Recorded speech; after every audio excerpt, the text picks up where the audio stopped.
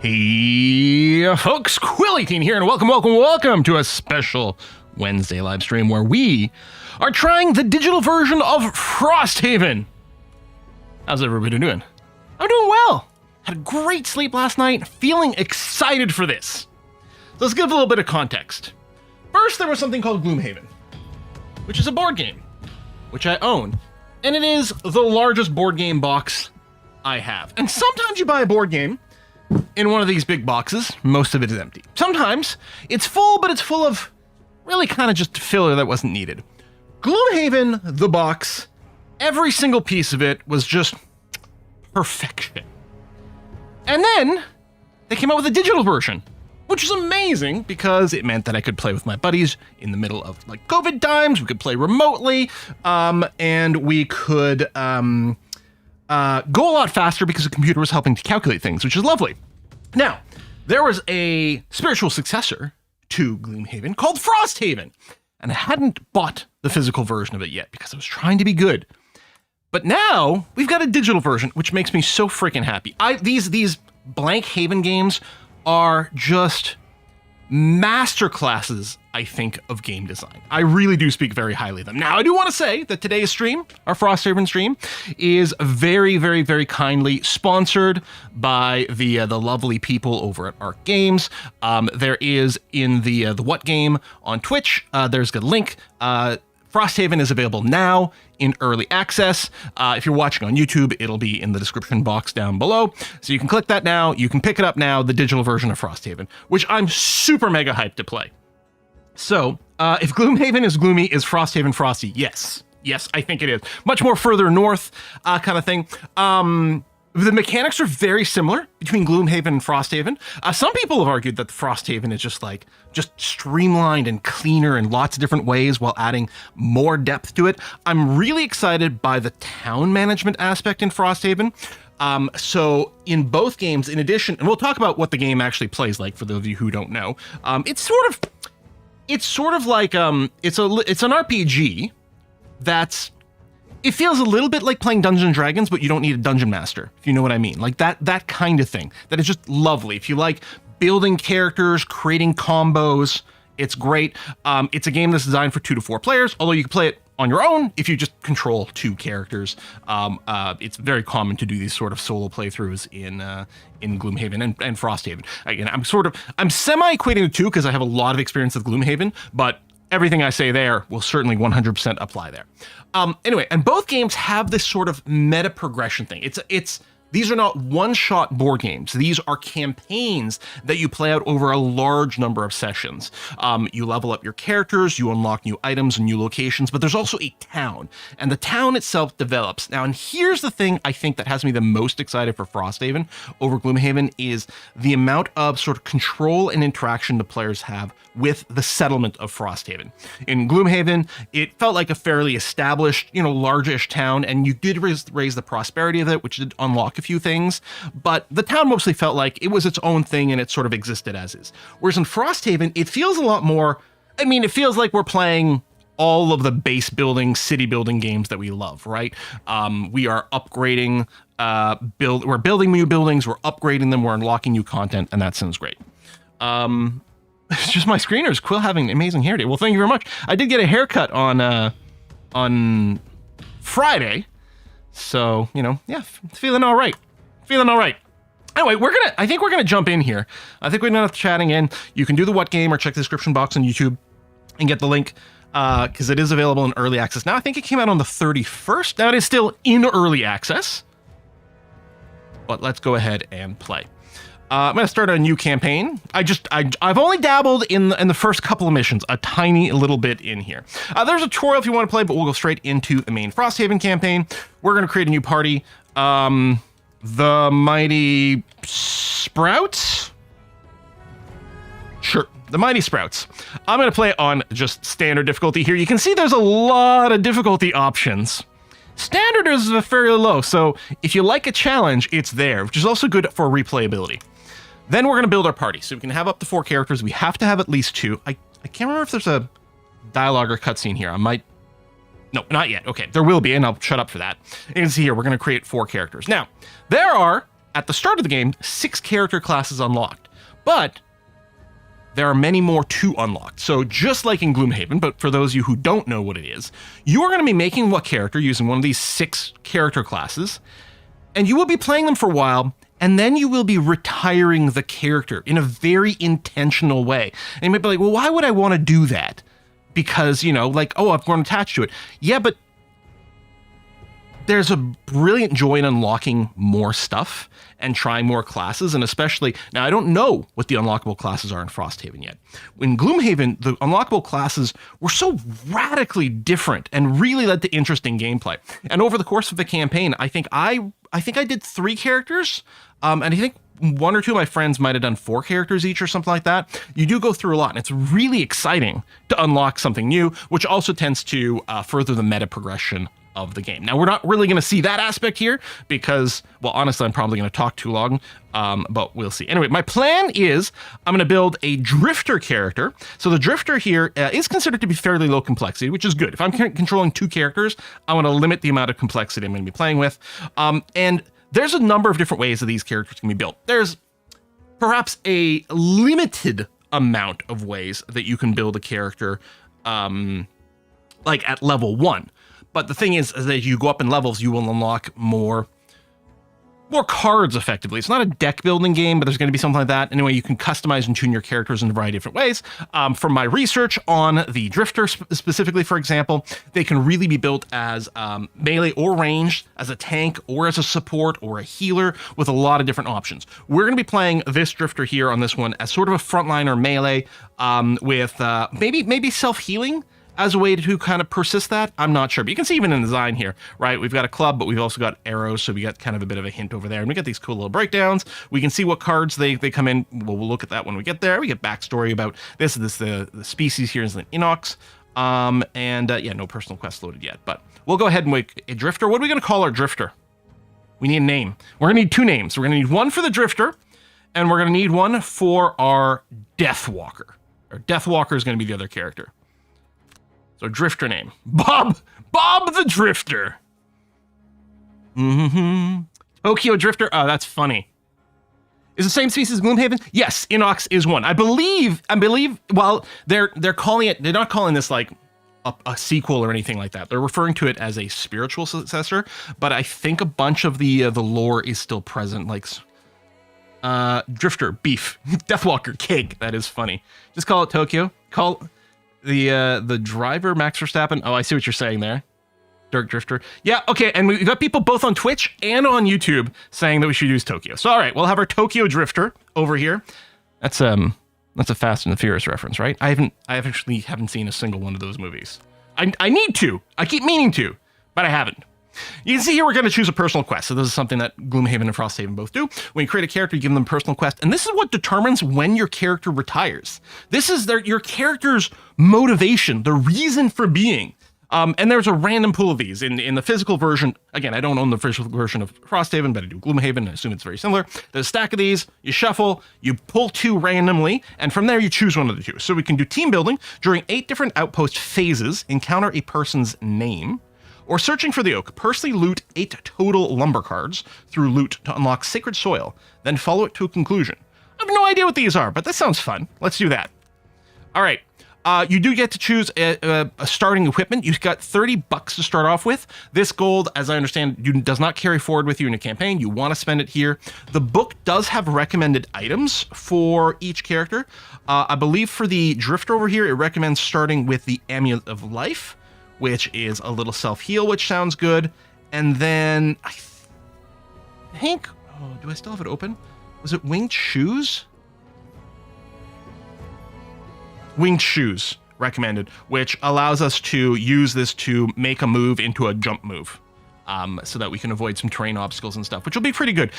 In my little test games, I found the Drifter wasn't terribly quick, and since I'm playing them as a melee character, that lack of mobility can be a bit of a problem. So I think the Winged Shoes are going to help us a lot. I ended up going with, I can't remember what I did on my thing. I think I might have just went with like leather armor and maybe even the heater shield over there. But I think this will do good things for us. The club needs googly eyes. All right, so we've created Tokyo Drifter. Now we're going to go to the Deathwalker. So you can see here, this is a 3 complexity, so it's a little bit more. If we take a look, the Banner Sphere is another fairly low complexity character, fairly melee and tanky, you can see here, but, you know, kind of a spattering of different things. The Bone Shaper does lots of summoning of minions, and you know we love summons over here, but I didn't want to go quite as complex for this. You can see these affinities as well, Earth and Dark over here. If we looked at Deathwalker, they also do Dark, which can be much more important. The more characters you have, like if you're playing with a 4-player party, you can do some really fun things. If you don't know what these affinities do, well, we'll see if we can encounter it in the game. The Blink Blade over here, 5 complexity, melee mobility, probably sort of a roguish character. And then we got something called the Geminate. I have no idea what's going on here. Another high complexity character with lots of affinities. But yeah, so I'm going to go Deathwalker, which sounds great. Is this Deathwalker Texas Ranger? We're going to need a name for this one. We had Tokyo for the other one, mostly based on the Drifter thing. Geminate is very hard to play. Yeah, so we're not playing it today. That's for sure. Did you ever play Gloomhaven on the channel? Yes, actually a number of times. Yeah, Texas. So we got Tokyo and Texas. It is kind of funny. And I love it. All right, so we got another personal quest. Build, not destroy. Experience the construction of 12 different buildings or building upgrades. Merchant class. Own 3 head items, 3 body items, 3 feet item, 3 one-hand or 2-hand items, and 4 small items. I don't think you can equip those all. It's just a question of owning them all. Tell you what, let's do build, not destroy. This will kind of auto-progress as we develop our kind of meta stuff. And then, what did it recommend as a starting item here? The Deathwalker. Oh, Boots of Speed. That'll be interesting. So the Boots of Speed do not make you move faster. What they do is let you tweak the initiative order a little bit, let you change your order in battle to maybe make it so that you move before or after something, which can be very useful. So we'll do that. All right, there we go. So we got Tokyo and we got Texas over here. Makes perfect sense. I could play on my own. I could play with a full party of 4, but I think 2 is going to be plenty to manage. All right. We get thrown immediately into our very first scenario. I think this one is technically like numbered like scenario 0 in the book, so we don't even get a town phase or anything. We're just thrown into some action immediately with Tokyo and Texas. And then the other thing you do is in every one of these, normally we'd get to tweak some of our cards as well, but we're getting tossed in immediately as sort of a get warmed up with your character. So, and then in each battle, each one of your characters also chooses a battle goal for this specific fight. And completing this will earn you perk marks. Perks are some of the most powerful things to get in the Blank Haven games. Super valuable. So you really want to go for these if you can.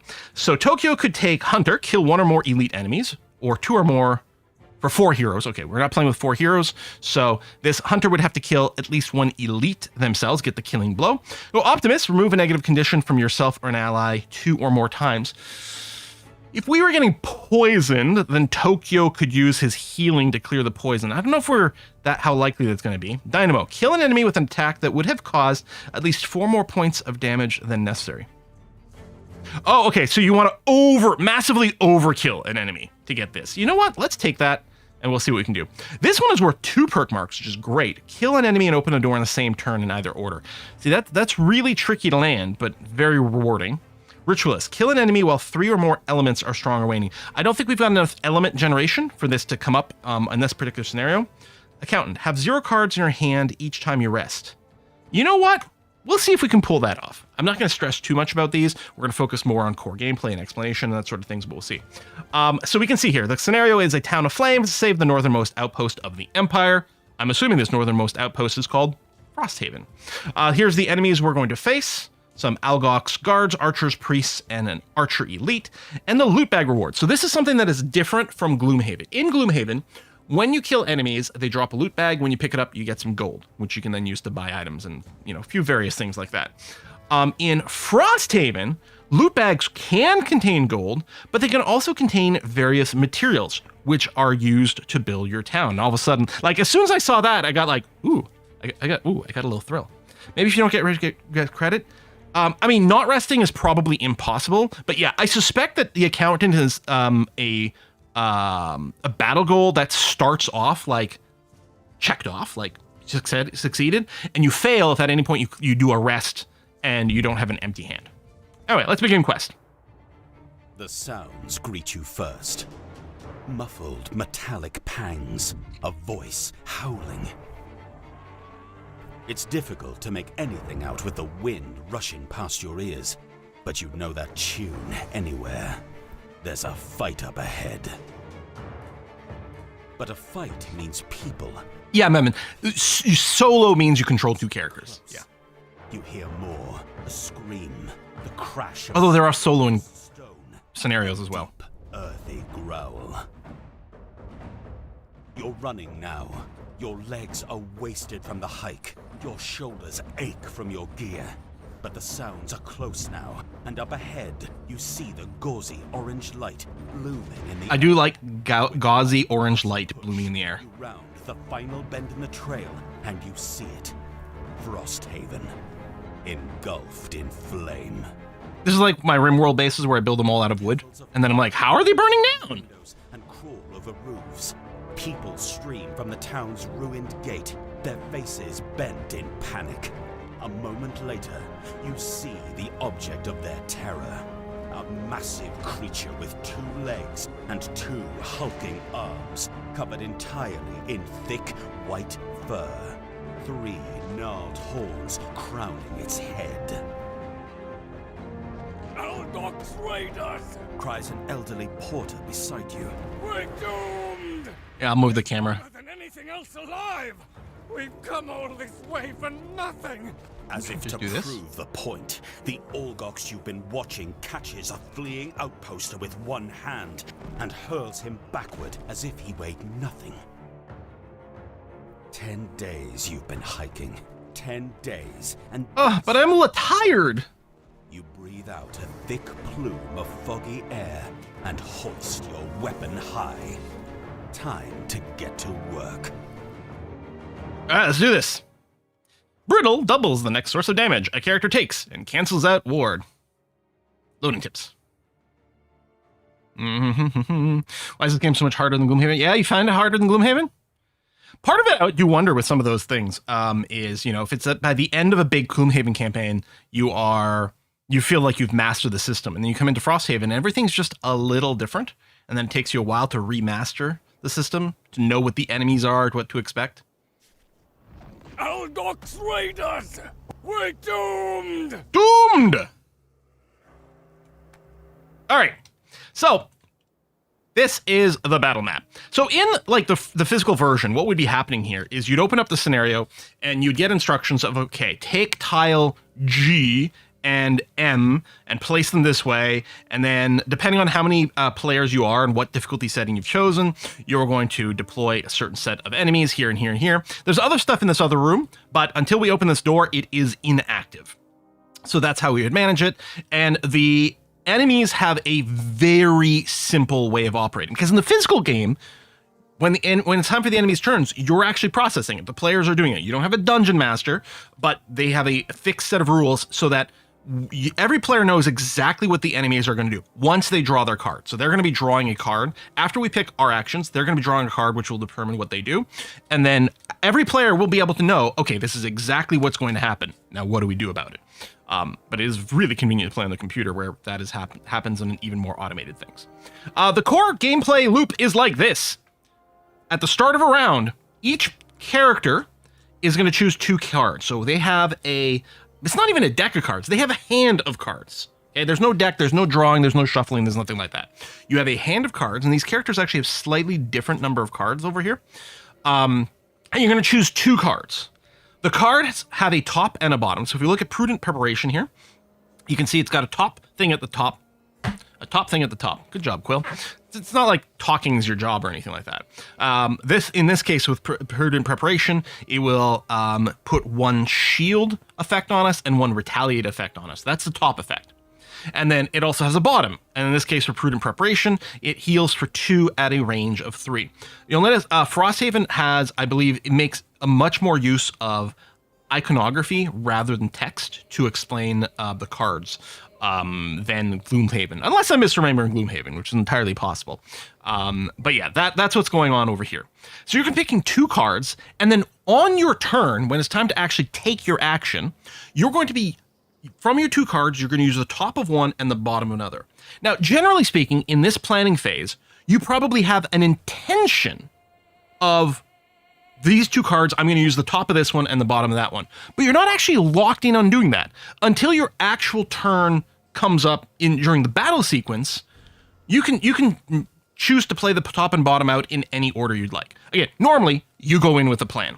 Also, it's worth noting that with each one of these cards, rather than use the indicated text, so rather than use the top of Prudent Preparation here as a shield self retaliate, you can always use the top as a 2 attack. You can see the sword there with the 2. All cards you can always, if the top, instead of using its actual text, you can always treat them as a generic 2 melee attack. And the bottom, it's the same sort of thing. You can use the text on the bottom, or you can always treat the bottom of a card as a generic 2 move attack. You can see the little boot icon over there. And it's actually not uncommon to do that, especially since normally what happens, you pick 2 cards, then you play out your actual turn. Those cards get discarded. Eventually, when you run out of cards in your hand, what you can do is you can then take a rest, and it lets you grab your cards from your discard pile and put them back in your hand, minus some things. But there are some cards that instead of going into the discard pile, go away. And what's a good example here? So these on next whatevers are actually poor examples for this character. I think you've got one. There we go. Vile Assault. If we look at the top of Vile Assault, so Vile Assault attacks twice. It hits for 2 damage and poisons, and then it hits for 2 damage and wounds. And you get the little red X in the bottom right corner. That means that card is lost. It doesn't go in the discard, so it won't come back. If at any point you run out of cards, and even like post rest, because when you rest, some of the cards become lost. Eventually, you can't rest, you can't reclaim your cards anymore. Your character is exhausted and is done. Same thing as if they'd been killed, basically. So you really want to avoid burning through your cards too quickly. Let's take a look. The opening moves I'm going to set up first. I'm going to use Texas here, Texas our Deathwalker. And what I'm going to do is I'm going to try to set up a kill on this Algox guard, who's got 6 hit points over here. We can click on you, get some extra info. Their base statistics is 6 hit points, a movement of 2, and a base attack of 3, although that can be modified in a number of different ways. So our Deathwalker, what I want to use is I'm going to try to kill it by using my most powerful melee attack on the Deathwalker, Fluid Knight. So the top of this is it's a 5 damage attack. 5 damage attack. And it's a melee attack because it doesn't have a range indicator. An example of an ability that's got a range, like Draining Arrows over here. Draining Arrows is a 1 attack, and the symbols over here, the sort of like double circle, like it looks like a target when you're playing darts with a 3. That's how many targets it can hit. Draining Arrows can hit up to 3 targets at a range of 2. It also befuddles them, which is a whole other thing. So that's an example of a range attack. Here's another one. This is a range attack that does 1 damage, has a range of 4, and also poisons. So with Fluid Knight, this is a 5 damage melee attack, but it doesn't actually have to come from the Deathwalker itself. In fact, you perform this attack as if you were occupying a hex with that's a shadow, I believe is what they call this. The idea with the Deathwalker is she summons the souls of the undead and then uses them to do stuff. So to land Fluid Knight, we have to get a shadow in play, and I can't remember which one I'm using. So I'm planning on using the top of Fluid Knight over here. So I'm looking for a bottom that generates a shadow. So Call of the Abyss, for example. The bottom of Call of the Abyss places a shadow in a hex within a range of 2.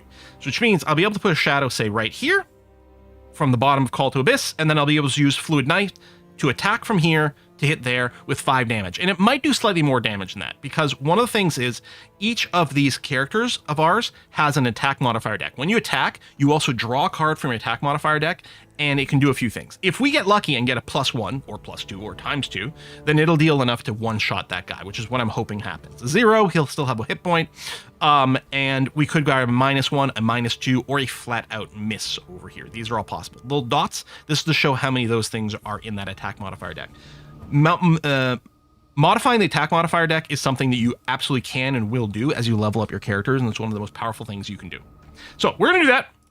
So we're going to come over and look at, what do we call him? Tokyo Drifter over here. What are we going to do? Well, the big thing with Tokyo Drifter is he has a lot of abilities that stay in play for a while. So Crushing Weight, for example. If we look at the top of Crushing Weight, it says on your next 6 melee attacks, gain +2. This is actually different, like The presentation of that is different than the physical card, which would have sort of a bunch of circles and these little symbols that you kind of do.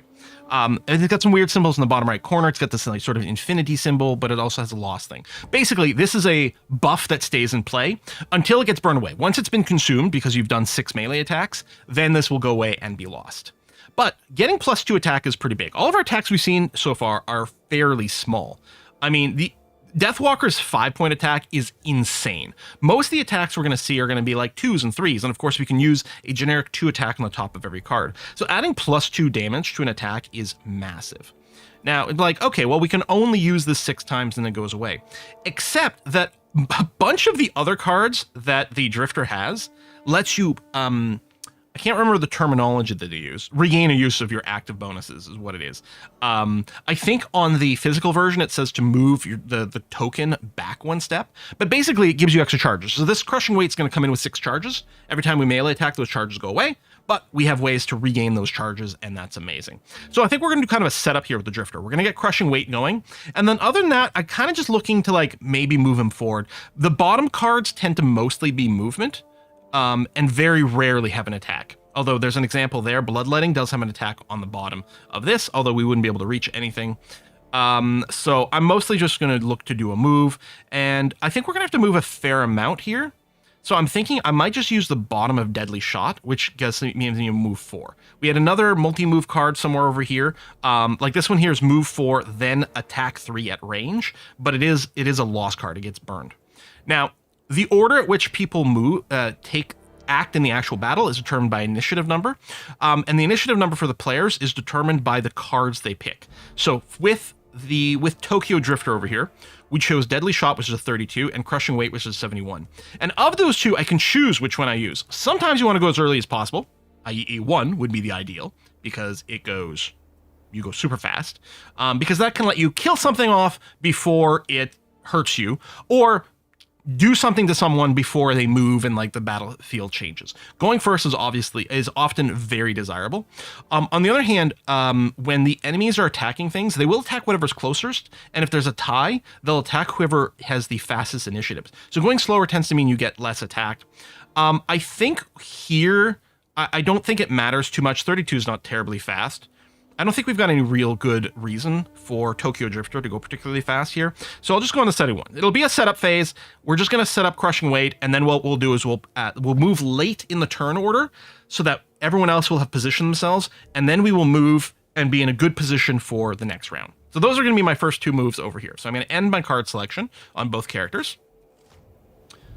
Okay, so now we can see what what all the other characters are doing, including we do have a friendly over here. It's going to auto advance in just a second here. I don't know if there's a way to disable that, but we'll see. Okay. Oh, right. I can choose to use the Boots of Speed on my my Deathwalker. The Boots of Speed let me increase or decrease my initiative by 10. In this case, it makes no difference whatsoever. But before I hit continue, I want to go and mouse over this priest. So this priest is going on to 9. They're going first. And we can see exactly what this priest is going to do. They are going to move 3. Then they are going to do a range attack that targets 2 people. Only hits for 1 damage, plus or minus the card draw, but will curse us, which is bad because it puts bad stuff in our draw deck. This is very unpleasant. Luckily, one of the 2 things it targets should be the City Guard. We have this friendly on our side, although it's just cowering defensively.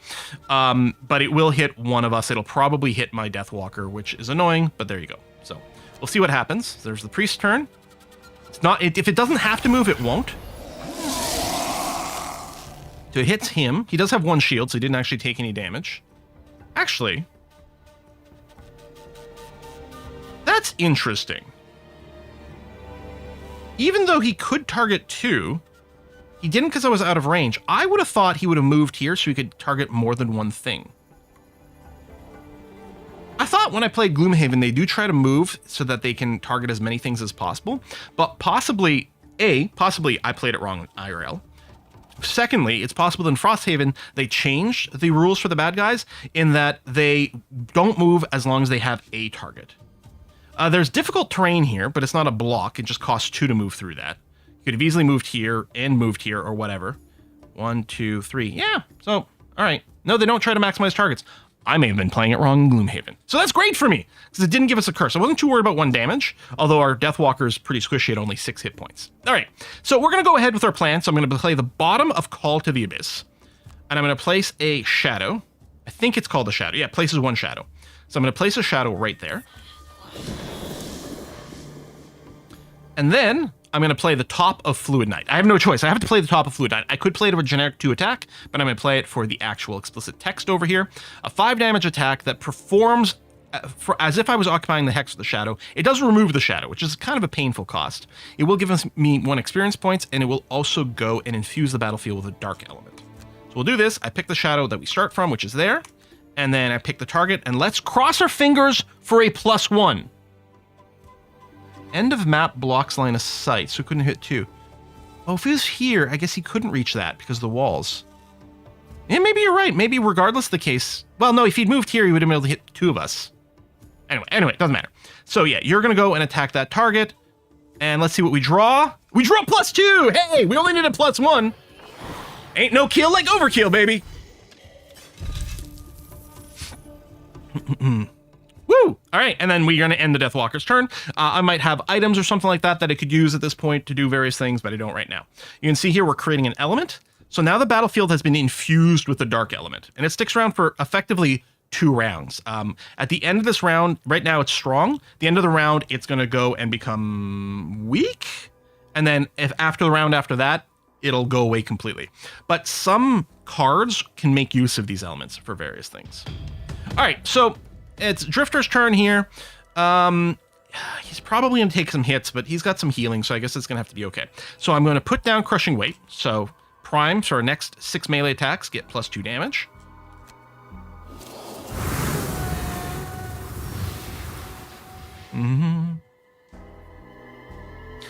Enemies choose closest target, move to position they can the most targets shoot. Okay, so he focused on this, and if I'd been positioned maybe somewhere else, it might have moved to try to hit 2.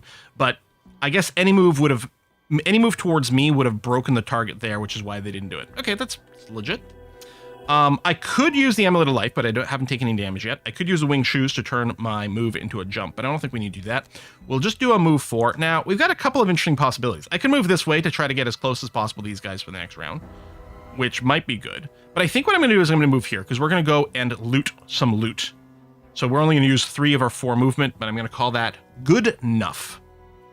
So confirm movement. And then I'm going to say, I'm going to skip the rest of my movement. And then I'm going to end my turn. And then when on ending turn, it's going to loot that. And it's giving me something. It gave me a lumber. All right. We know. So this is, again, something where Gloomhaven and Frosthaven differ substantially. Here, when you loot a loot bag, there's a loot deck. And the loot, what's in the loot deck does depend on the scenario. So it's not just gold. There's resources that we use to build up our base. I got wood. Hee hee. Can enable undo function. That's great. I think I remember seeing there was a few sort of things that were flagged as sort of experimental. Show action rollback controls. So presumably that's the undo, the rollback controls, but... Oh! It's... Okay, there we go. Now I can enable it. Okay. That is fine. Okay, so now it's a new round. So we're picking our things. You can see my Crushing Weight is in here. What I would love to do is smack someone in melee. And I would like to do that as early as possible. So what I'm tempted to do is use the Prudent Preparation for its amazing initiative of 14. Really fast. Probably I'm just going to use this as the move 2 on the bottom, rather than any of its printed stuff. I'm just using this to go fast. And then I'm probably going to, what I'm going to do with this character is I'm probably going to move here with the move 2. It's difficult terrain, it costs 2, but I can do that. And then try to kill this priest. So it's got 5 hit points. So there's probably the best bet is with Bloodletting here, which is 3 base damage. We're going to have our +2 from our Crushing Weight, which is 5. If we get a minus, it might not land. I could use the Vile Assault because it attacks twice. Each one would get my +2 as well. So that would be a 4 attack and a 4 attack, which is amazing. But it's a loss card. It gets burned. I'm going to want to save it to be able to reuse it. None of these are perma-loss. And what's nice about Bloodletting is if I get a kill on it, it also restores a use of my active abilities, which will be Crushing Weight. So that's my intention with Tokyo. What's the other symbols on it do? On what? On Bloodletting? Or Prudent Preparation? So Prudent Preparation, we did talk about it a little bit. If I use the top of Prudent Preparation as is, for 1 round, I would have 1 shield. I'd take 1 less damage from everything, and I'd have a retaliation of 1. If anyone were to hit me in melee, I'd hit them back for 1. With Bloodletting, it's just, 3 damage on kill. The bottom is a 1 attack and a wound. A wound causes an enemy, or causes someone to take 1 point of damage at the start of their turn. Oh, the 2 attack card. That is Poison and Wound. Poison makes it so that if someone is poisoned, they take 1 extra damage from all future attacks. So Poison makes someone more vulnerable. And then the Wound, again, is the 1 damage at the start of their turn. The nice thing about Poison as well is if someone gets healed, heal removes the poison, but it doesn't actually give them any hit points. The poison will eat the actual heal value of the heal. Wound is different. Wound can also be cured by heal, but it doesn't block the heal itself from going through. So healing someone with a wound removes the wound and heals hit points, but poison blocks that. Anyway, I think I like this plan, which is going to be okay. And then we've got to choose something with our little Texas Deathwalker here, because we no longer have a shadow, because we did consume it to do that play, but I think that worked great. And we do benefit from having lots of shadows in play. For example, Strength of the Abyss is an attack that does X plus 1, where X is the number of shadows on the field. Currently, that is 0. We could play the top of Eclipse. Eclipse places 3 shadows in hexes within range 3. We could go and use that. And the shadows do normally linger. Now, this is a loss card, and I normally prefer not to use losses in this first cycle, because it does make everything else a little harder, but it might be fine. Oh yeah, we can also summon minions. So this removes a shadow from an adjacent hex. I got to be adjacent to a shadow, but lets me summon a shadow beast, which is fairly exciting. One thing that's I think nice, if you're used to playing Gloomhaven, in Gloomhaven most summons are loss cards, and then you use them once, then they're burned and they're gone. I think in Frosthaven, for a lot of the classes that summon stuff, they're not losses in the same way. So here, for example, the Shadow Beast card, I think the card stays in play while the Shadow Beast is live, but I think once it dies, then it goes in your regular discard, so you could bring it back. So I don't think I've got anything else that creates a shadow currently.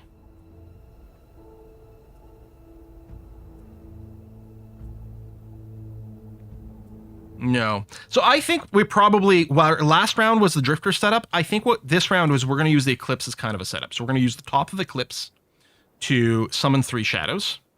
And then from our bottom, this is a loot icon. Well, I'm sure we'll use it, but it's not going to be useful in this situation.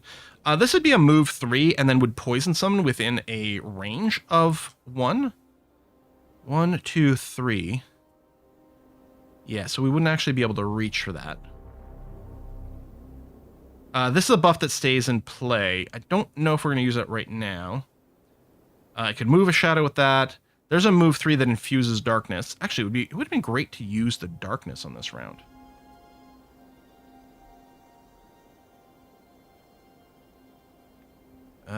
Target all enemies on a hex with a shadow.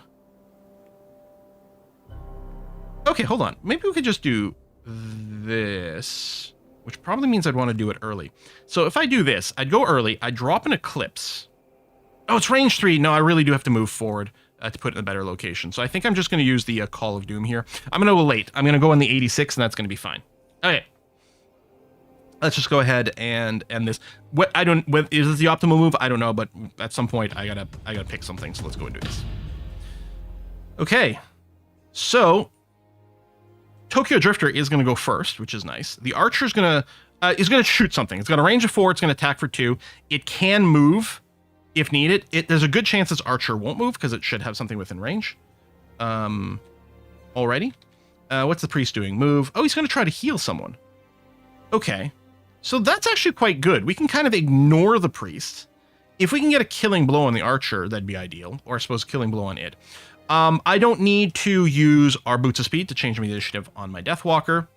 So what we're going to do here is, the idea was to use... I think I'm going to try to go for the Priest. Yeah, because I mean, I can't reach the Archer here. So we're going to use the move 2. We'll move into this difficult terrain, and then we'll use Bloodletting to smash this guy. Now, you notice some of these things have little, like, extra little symbols here. This little empty box, and it says no enhancement. One of the things you can do in town is spend your resources to enhance the cards, and you would literally use stickers to add them to these cards to do different stuff. might increase the amount of damage it does, might give it like poison or stuff like that to permanently modify these cards, which is amazing.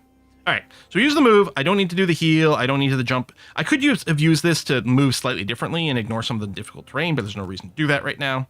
So we're going to attack here. So it is predicting, it's an attack of 5 because it's 3 plus my 2 from my buff. So as long as I don't get a negative, this priest will die. I'm sure I won't get a negative at all, right? Probably. +1! Oh, getting all that streamer luck. Excellent. Although, sort of wasting it. We only need a 0. Just like the first attack, we only need a +1. Now, because I killed someone with this, I get to choose an ability card and add an extra charge to it. So it now says 5. I only have 5 charges left on this, except I'm going to go, and now we're back up to 6. Huzzah! And yeah, there's no reason for me to use his abilities. The Drifter's turn's going to end. The Archer's going to shoot me. Oh, they also have their own deck. They drew a -1 there. Still going to hit me for 1. Now, when you take damage, this is the same as in Gloomhaven. You've got a few options. First of all, you might have an item that you could use to respond. Like if I had the heater shield, I could raise the heater shield right now to mitigate 1 point of damage, but I don't. So I can choose to receive 1 point of damage, or I can, of my cards that are still available over here, I could choose to burn one of these, to lose them. Not discard it, but throw it in the lost pile where it doesn't come back. I could do that to mitigate the damage, or I could choose to burn 2 of the cards from my discard pile. So 2 from my discard or 1 from my hand to mitigate the damage. Now, it's only 1 point of damage. I got 10 hit points. There's no reason to do that. If we're being hit by for 5 damage, then we would seriously consider it right now. If it would kill us, it would also consider it. So we'll just take 1 point of damage. And yeah, the guard is just cowering here. And now what I'm going to do is I'm going to use the bottom of this card to move up a bunch. 1, 2, 3. So I could go and put, if I moved here, I could actually put 2 shadows there. I don't know how much that helps. Okay, I will go here anyway. I'm going to re-infuse darkness, which doesn't matter. You can't stack multiple things. It just keeps it a little bit. It'll keep it around. Maybe we'll make use of it next round. This is an example of something that uses it. So Call of Doom at the top is a 1 attack. It attacks all adjacent enemies. And then if there's the dark element in play, I could consume the dark element to add Muddle, which gives all or anyone who gets hit by this disadvantage. It is performing the attacks if you're occupying a hex with a shadow, which is kind of cool. But anyway, we're just going to move over here. Confirm. And then I'm just going to use Eclipse to place down a bunch of shadow hexes. In fact, maybe I should just put one down here. Maybe I'll put one here. I don't know if I already used it, but I do have the ability to teleport to a shadow hex. So I'm going to put it there. And then I think the others might just get placed sort of more forward because I'm going to want to pull them through this doorway later on. So that'll be my plan. All right, let's do that. Boom. So Eclipse is going to get burned, which is annoying. I would have liked to use the 4 move, not burn through my deck, but I feel like I got to get some shadows in play. So I'm going to do that.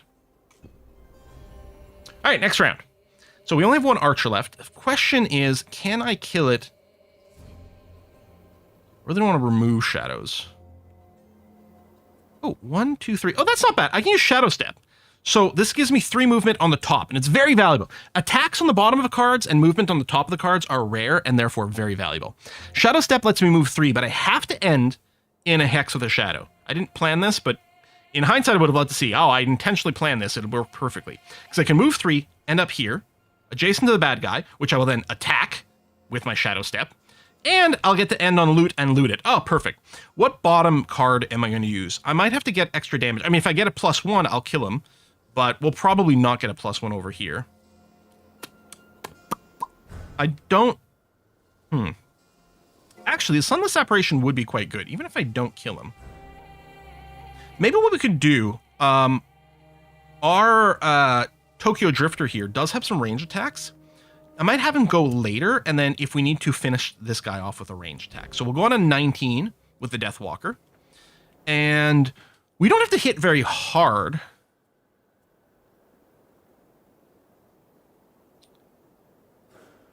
The range is going to be the biggest question here. Because the Draining Arrows might just hit for no damage. I really don't want to walk the Drifter over here, though. I want to walk him towards the doorway. We could also load Precision Aim, which makes my next range attacks get +1 range and +1 damage, which is kind of beautiful. I mean, I guess I could end up here if need be.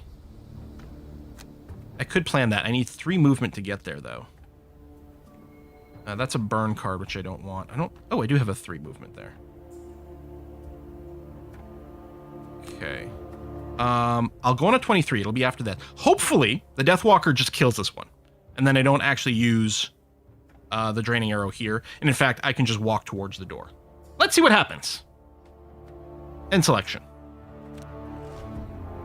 Okay, Archer's going after us, which is good. I don't need to use my Boots of Speed to change my initiative order. All right, so let's go with the plan. We're going to Shadow Step over here. Then we're going to attack over here. We're not going to get another plus, are we? Nope. In fact, got a minus. That is going to make life a little harder. But yeah, I guess I'll still use the Bottom of Sunless Apparition. Oh, that's annoying. Then I'm not going to loot this loot. No, that's not true, because it'll use it. Okay, so Sunless Apparition will do 2 things. First of all, it's going to do a loot action in AoE. Now, you do loot anything where you end your turn on a loot bag, you get it. What I was hoping is to kill this guy, then use this to AoE loot the thing I'm on and there. But I'll still do this. It's going to loot the thing under my feet, which is nice. There you go. 2 gold. Excellent. And then I can use the second part of this, which is teleport to a Hex of the Shadow. So I'm going to teleport over here. I can't teleport there because there's a rock in the way. But I can do this. I have very few hit points and not a lot of... I don't know if you've got any self-heal. So we really don't want you getting hit if we can avoid it. So the Drifter... Yeah, so I'm going to use this because it's got 2 attacks. So I've got to move here to be within 2 tiles of this so that I'm in range for the top of my continuous health. Which is 2 damage, 2 range, regain the thing. Yep, all right. Now, if I had moved to be adjacent to an enemy, I would have recovered things, but I'm not. It's fine. Okay, not another negative, please. I know it's going to happen. I know I'm going to pull another -1. Oh, we didn't! Okay. Calculated. Yeah, these guards don't do anything. They're always just sitting there cowering. Bunch of wimps. They do have the built-in one shield and the one retaliate. So if they get hit, they do take slightly less damage, although they don't have a lot of hit points. And if they get hit in melee, they will try to punch back, but otherwise they just sit there. And then yes, we can regain use of our active bonuses, except it's not letting me do it because we're capped out. We're at 6 over there, so there's no ability to gain more. So I'm just going to say I'm going to skip this second part. And I'm going to end my turn because there's no reason. I could use my Amulet of Life to give myself a hit point, but I might end up doing a heal. This... I think this will come back on a rest. I don't know the symbol. I think this comes back on a rest. On a long rest, right. Long rest, not a short rest to regenerate items. That's true. So yeah, I'll wait because we might end up doing a heal and we don't need the +1. I can just like do this. Press T. Okay, here's T. I'm pushing T. I'm pushing T, Parduk. Are you satisfied? I've pushed T several times now. Oh! Well, you can inspect with T on something, but you can also just middle click. If that's what you're trying to make me do? Maybe that's what you're trying to make me do. Yeah, for tooltips. Yeah, you can do it with the middle mouse button as well. But it doesn't... Anyway, let's end this turn. Guards are going to sit there. Okay, so now we don't want to dawdle too much because it's like, oh, there's no threats. We can just sit around doing nothing. Except every turn you're consuming 2 cards.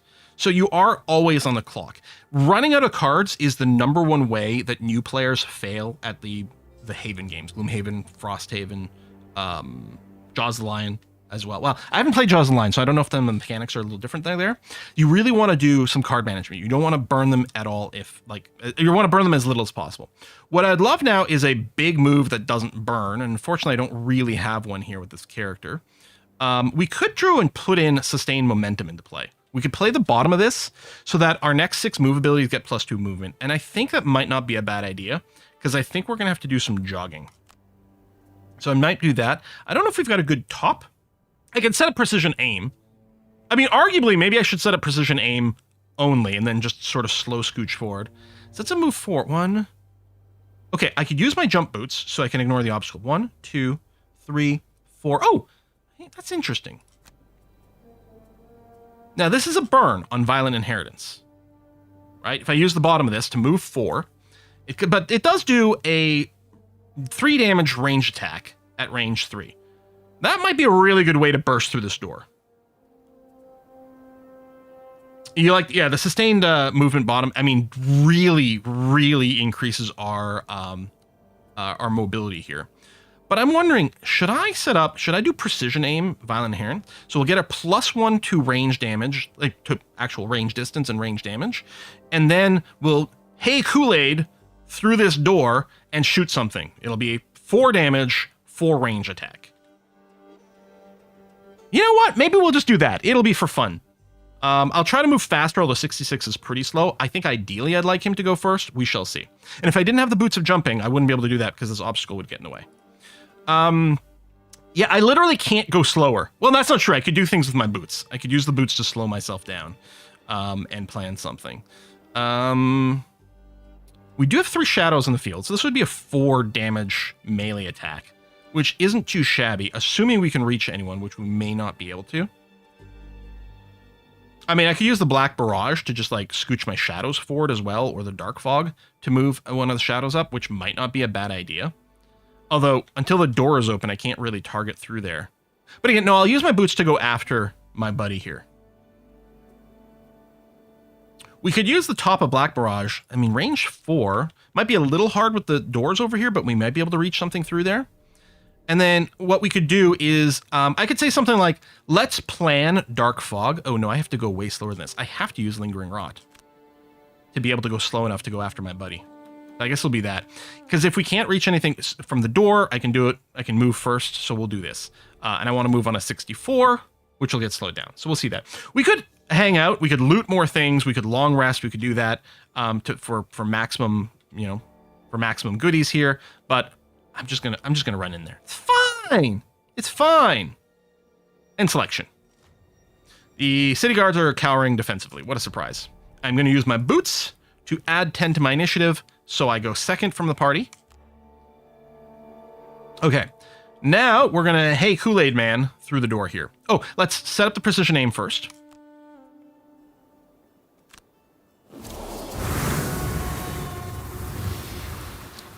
And then we'll do this. So, I need activate the boots. Then, there you go. So I wasn't able to reach there without the boots because I was going to have to walk around this rock. But now I can jump directly there, which will open the door. Whee! You run inside the gate, and the breadth of destruction becomes quickly apparent. The town has been sacked. Smoke burns your eyes. What structures still stand are bright with fire, and the rest smolder. Their frames like black torched skeletons. And all about the wreckage howl the Olgoks, celebrating their victory in an unrecognizable language. As a reminder, this is a sponsored stream. Thank you very much to our games for sponsoring this. If you're on Twitch, you do the wet game or !Frosthaven, either way, it's the same thing. You can get a link. It is available in early access now. And if you're watching on YouTube, it'll be in the description box in the doobly-doo. Okay. So, just pointed out, since we have a kill all enemies goal for this scenario, every scenario has a goal. We were able to see the progression of how we're doing. So we knew there was a lot more enemies in this room than the first one. This is an elite, by the way. There's an elite archer. So all the archers are going to use... Is there a second archer in this room? No. Because I was going to say, all the archers would use the exact same action card. So, for the elite... Yeah, that's showing me the math of it. Unless something is different or I'm misremembering things. Any Algox archers would draw just one card, and all Algox archers would do the same thing, including the elite, I think, but the elite has higher base stats, and so is generally just going to be more dangerous. In this case, he's going to try to shoot someone at range 5 for 5 damage. That's real bad. That's real bad. These guys are going to self-armor for one, and set up a retaliate. Now, it is a range or a melee retaliate, so they're not going to retaliate against a range attack in this case. these guys will still have their actions, even though their actions have already passed. Again, unless something has changed in Frosthaven or I misunderstood the rules. Even though their actions have already passed, they will get to take their turn. It's not skipped, despite the fact that we're further in the initiative here. But I believe I will be able to finish the Drifter's turn completely. Then all these guys will act, and then it'll be my Deathwalker at that point. So I think it would be partially would be nice to shoot these guys before they get their shield up. But I think the Archer is really scary, and if we can get a +2 or a double damage on Tokyo Drift over here, we have 1 +2 and 1 ×2 in my attack modifier deck. If we land that and get an insta-kill on this, we're going to avoid so much damage. So I think that's probably my best go. Drifter feels really strong based on minimal. Look at what it does. Yeah, Demoniac, I really thought, the second I saw the Drifter, I was like, what an interesting and awesome design. And surprising to me in one of the starter characters. Because I would have thought this sort of mechanic with like multiple buffs that you can then go and keep recharging, to me is like, I would have expected that to be in an unlockable characters. Because in Gloomhaven, the base 6 characters, or however many they are relatively straightforward. Although, again, you know what? It's probably just because I got used to them. Because they did all have their quirks. But it is interesting that the Drifter is considered one of the lower complexity ones, and it's got some neat mechanics. They didn't use low complexity as an excuse for making a boring character. That's what I like. Anyway, we're going to try to smack this one. Fingers crossed. Yeah, Spellweaver. We only got a +1. Close, but no mortification. We still need to get like unbelievable overkill here with our Drifter, which might be hard to pull off. Anyway, that is the end of the turn. I am wondering if I should Amulet of Life here. Although these guys won't attack. I think... yeah. This Archer will shoot the Drifter on the basis that the Drifter is the closest target. It's closer than the guards. What is the Priest doing? Move to heal. He's going to heal this stupid... Alright, it's fine. So yeah, they're just going to go and buff themselves.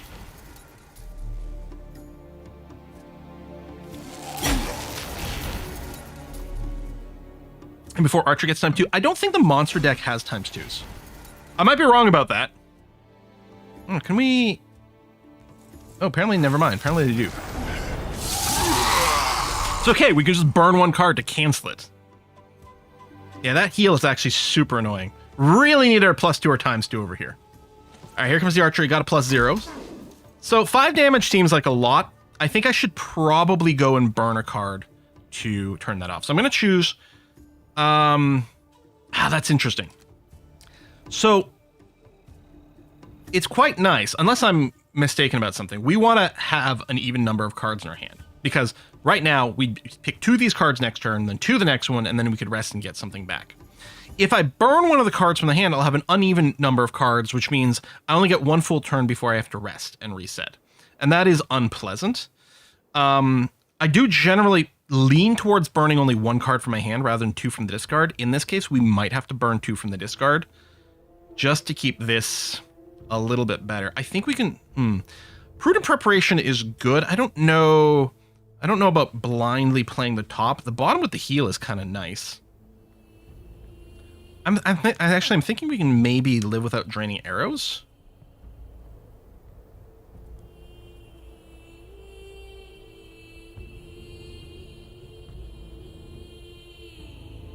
I'd rather... Oh, I do have Precision Aim. Which is redundant. Damn.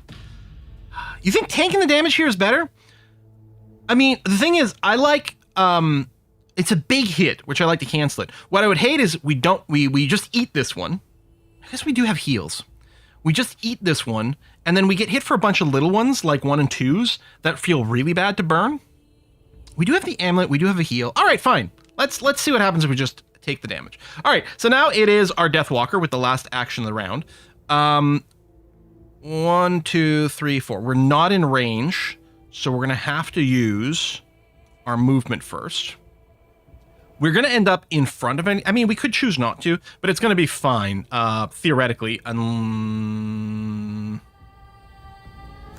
fast?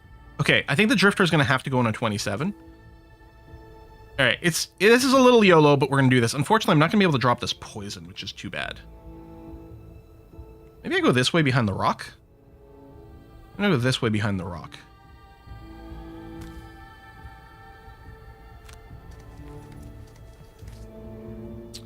And then, yeah, I can't select the target to poison, unfortunately. So then we'll use the top. Unfortunately, we don't have darkness, so I can't use the bonus here, which would be +1 damage, plus range, and some XP. I'm going to target you because, first of all these guys are shielded, and maybe we'll get lucky and ×2 and kill you. Our +2 is already gone. Oh, no, it's back. No, it's grayed out. Oh, okay. A little subtle for me. This is gone. The best we can hope for is the ×2 to get the kill, which, you know, obviously unlikely, but we gotta do what we can. Oh, in fact, we got the miss! We got the ×0! So, every deck does have a miss card, as well as the critical one. Now, I thought this had an implicit reshuffle on it. Maybe it will at the end of the turn, I'm not sure. Anyway, that is it for the Deathwalker.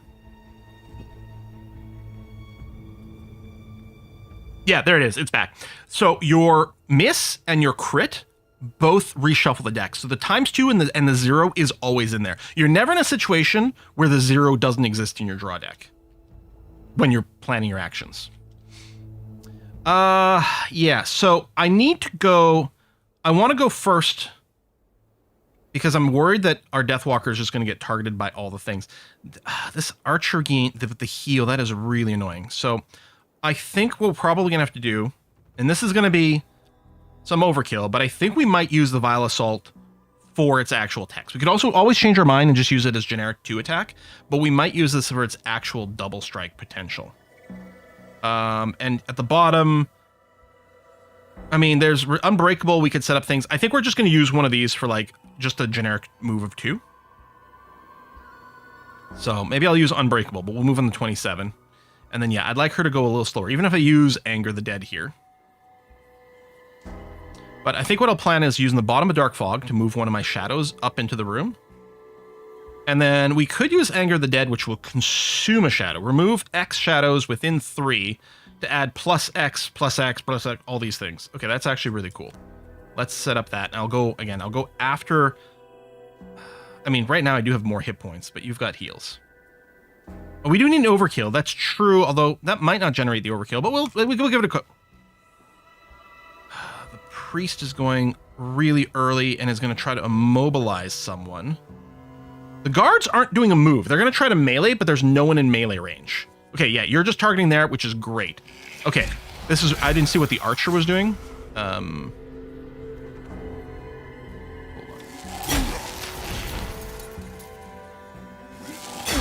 Oh, I didn't do the rest with no cards thing. Yeah, it's fine. We're not going to worry about optimizing the perks here. Between controlling 2 characters and trying to talk about things, I'm not going to be able to track enough shit. Unless if she got hit right now, we could burn this card in hand to rest with 0 cards, which actually would have been arguably worthwhile. But we're going to try to kill this archer before it goes. So. I may as well use our heal now, because we're not going to do enough healing. Oh shit, I'm not going to have enough movement to reach these guys. I was really expecting someone was going to run forward. Oh. Okay. Yeah, I'm just going to have to go and melee this ass. Dang it. Alright, let's use this to heal 1 point right now. So we're going to use this to move here so we can actually engage someone. Now, these are going to be 2 4-point attacks. And the first attack's even going to drop a poison, which means there'll be even bonus stuff on the other one. He does have 1 point of shield. Well, let's see. -1! Oh my god. Watch us lose this scenario right now. I did practice this one, and 0 problems. So this is predicted to be a 4 because it's -1 from the shield, but +1 because he's poisoned. If we actually fail to kill him and he's only got 1 hit point, he's going to die on his next turn because of the wound anyway.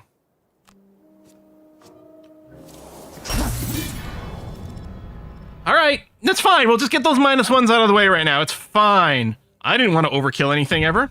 All right. The ideal would have been the first hit to leave him at like 1 and the second hit to like overkill him. But all right, he should be dead because of the wound. At the start of each turn, it's going to take 1. So unless he gets healed before then.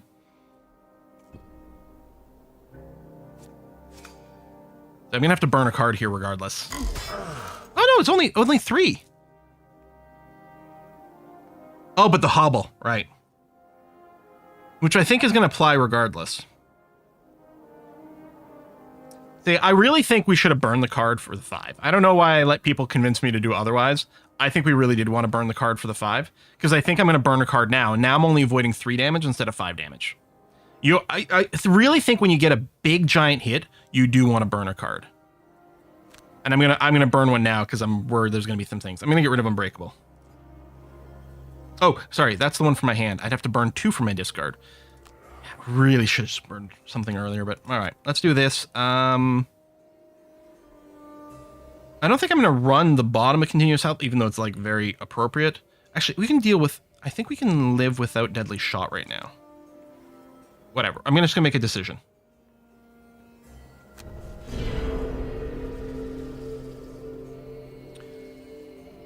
We do have the Dark Fog, but we can't hit more than one. This is the targeting area. We can't hit more than one thing with this right now, so there's not any reason to do that. That guy's already dead, which is good. So, okay. Range 2. Remove X within 3. Okay, we actually have quite a lot of shadows within 3 here. 1, 2, 3, 4. If I eat 2 shadows, then it'll be a range 4, strength 4 attack. Which hopefully kills the archer. I mean, how many more negatives could we possibly have, right? Let's do this. Select this shadow. Move it up a bunch. I think, but depending on how the wall here interferes with my ability to select my shadows, may or may not block that. I haven't actually used this ability yet to know how it works. Yeah, there we go. Select this. Select that. Maybe, do I want to burn all 3 shadows to get a 5-point attack? That way, even on a -1, I still kill it. I think I'm going to do that. I think I'm going to eat all 3 of my shadows, which does hurt. But let's do it.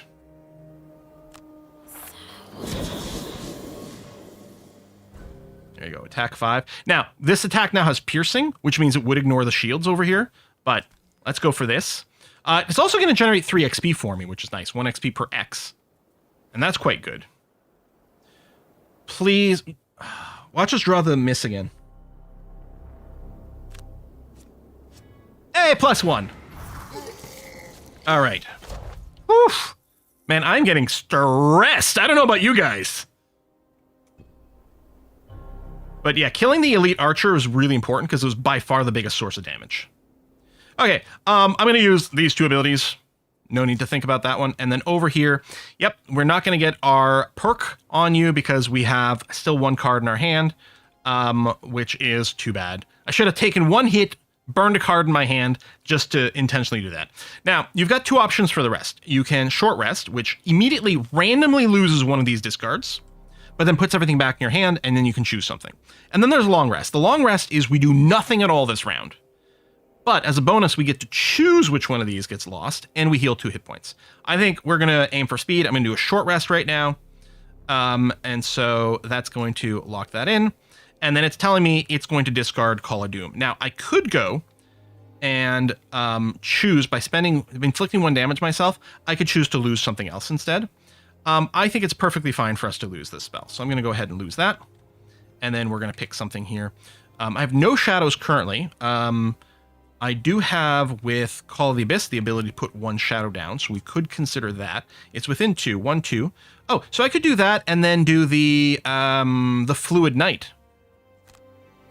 So this would, I put a shadow here or here, and then hit this guy for 5. It would consume the shadow, but that seems okay. Do you ever go those cards back, the discarded ones or the lost ones, at the end of the scenario? So when we finish this particular scenario, which just involves us killing a few more dudes, when the next scenario comes back, the lost ones come. I don't know in Frosthaven what mechanics might exist to return lost cards, because there are mechanics to do that in Gloomhaven. I suspect they exist in Frosthaven as well. In addition to that, there's another lost symbol that's like permanently lost or something. Again, I think it's only until the end of the scenario, but those can't be returned. So, for example, in Gloomhaven, the Sorceress, whatever it was called, I think had a lot of cards that were lost, but then the Sorceress did have a card that let them return some of their lost cards to their hand. But that card itself was a permanent loss thing, so that you couldn't do an infinite combo with it, which I don't think we understood the first time we tried using it. We thought we had discovered an infinite combo. Anyway, let's lock this in. Oh, and then, Spellweaver, is that what it was? And then the other thing is if you do a long rest, you get to ready all of your tapped items? Or one of them? Can't recall.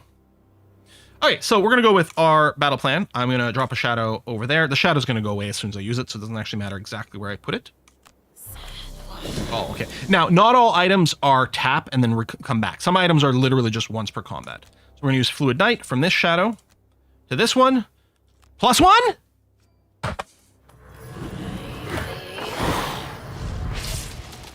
I think there's 20 cards in your deck, at least I think there was in Gloomhaven, to sort of represent a d20. So, and so this miss is basically representing rolling a 1. All right, it's fine. It's fine. It's fine. Hey, they missed me. So, I mean, that's something. All right. There you go. See, this guy was about to take his action, but he died from his wounds. City guards are just going to cower some more. Priest is going to... Ooh, hit that one. Let's protect as many city guards as possible. I don't know that there's an actual loss condition in this particular scenario. Wow, that is really brutal. Right, I think we're mostly going to just use the generics over here. Well, we actually can use the top no matter what. That's fine. So we're going to use the generic move 2.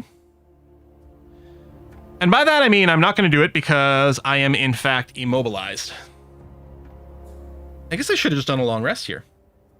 Well, I can use my Relentless, so we can get a charge back on both of these. This is something that I think does have to be adjusted in the early access. These two symbols are the same. We want to use this one. I guess I could play the bottom of Sustained Momentum. Why not? It's not really coming back anyway. So we'll do this, so next round, but at least we can move super fast.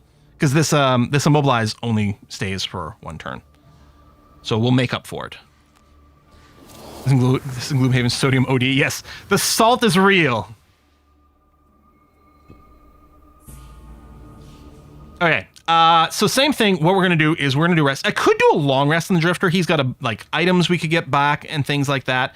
And it would give me a heal, but of course we wouldn't be attacking this round. I don't know. Is that okay?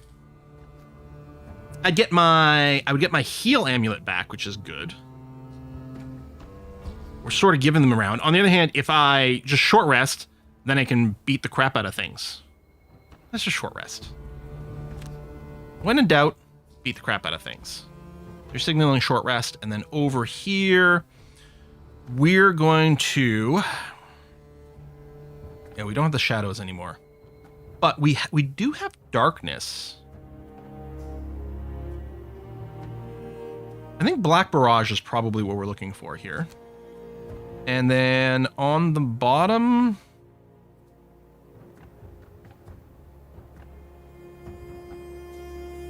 Maybe the Lingering Rod is interesting. I could generate a shadow with the Shadow Step. Which maybe I will do that.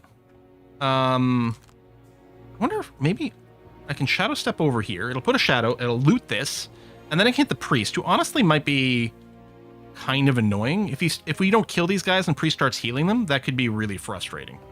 So I think that might be what I do. I'm going to Shadow Step to here, and then consume the shadow to Black Barrage the Priest. Or, we're nearing the end. I could Dark Fog, even though I can't hit 2 things with it.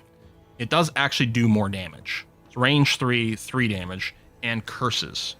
And it burns, but you know what? I think that's fine.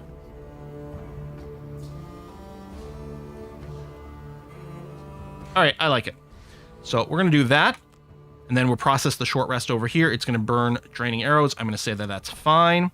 And then for actual moves over here, because I can actually move now, which is great. I could do some myself heal, but I think we're just mostly looking to kill. And do I want to go quick? I think I might. I'm going to take the prudent preparation just to go very fast.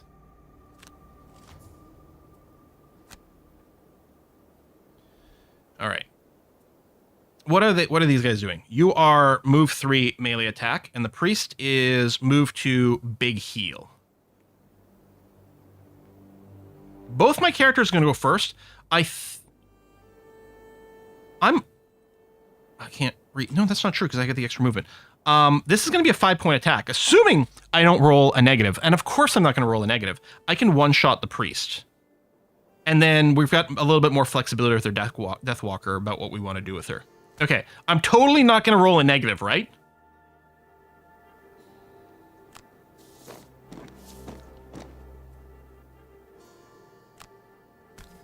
Five-point attack.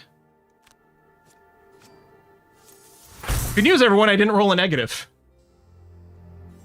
I want someone to do the math on what has happened in this fight. I mean, obviously, the 0 is going to come up, like the miss is going to come up 1 every 20 times. We haven't done 400... 8,000. Right? Is it over 8,000 draws? Oh, no, 8,000 draws would be 3 in a row. Would be I don't know. Anyway, math is hard. Don't math on live TV. It never works out. This is really bad. Also, have I positioned myself in such a way that I might friendly fire my friend? No, I should be able to shoot past and still hit the priest, who's just going to heal himself, but, you know, let's do what we can. So we quickly run all the way over here and place 1 hex. Oh, yeah, we're done moving. I could move more, but I'm not going to. So places a shadow there. Great. Yep, confirm. Lovely. We'll loot that loot bag at the end of the fight. So then we're going to use the top of Dark Fog. Use R to rotate. There we go. So I'm going to hit him for 3 and put a curse in there. He's probably going to heal himself, but I mean, what are you going to do? There's decent reward for saving more guards. Ah, well, it's too bad we lost 1. Only 1? +1. Okay. Man, it would have been great timing for us to get that +2, or the ×2. We've had 3 misses, but not a crit yet, right? All right, and this, yeah, okay. Initiated the darkness. That's fine. He's got a curse in his deck. So a curse is another miss. So they have 2 misses now. Texas looted 6 gold. All right, yes, heal thyself. Be annoying. I'm so mad! Oh, God. Okay, apparently everyone is just incompetent missing all the time. At this point, I mean, we've missed more than they have. But sure. Again, we're going to take 1 point of damage. Woo! Yeah, we had the +2, which is the 1 in 20. That is accurate. And now that these 2 are clumped, actually, I kind of wish I did have my AoE, but let's just use these 2 generics. And then over here, I can consume the darkness with that. There's 1 shadow. All adjacent enemies. Oh yeah, as if you're occupying the hex with a shadow.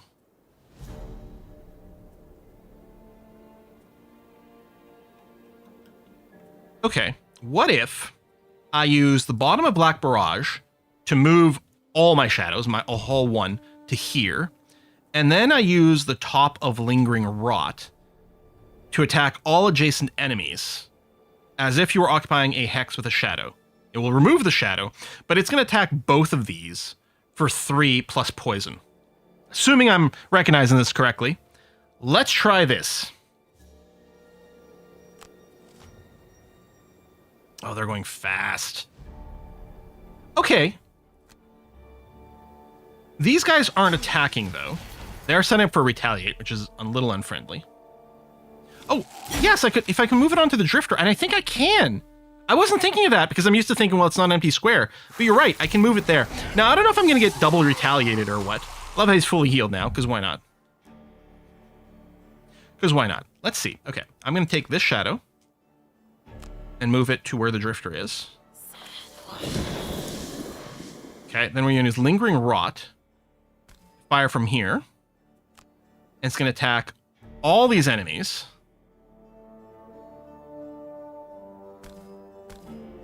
There you go. They've all been targeted. Yeah, we're going to get some retaliates. Only this one because it's a melee retaliate. So only this one's going to retaliate to me. This one won't be able to do that. You're summoning crit. I'm trying to remember. I think you draw a separate card for each target. Yeah. I think so. And the poison's going to be handy too. -2! At least it's still poison. The poison will defend against a heal. +2. +0. Let's say, can we get a big plus? Probably not. Yeah, I'm just going to receive this damage. A +1.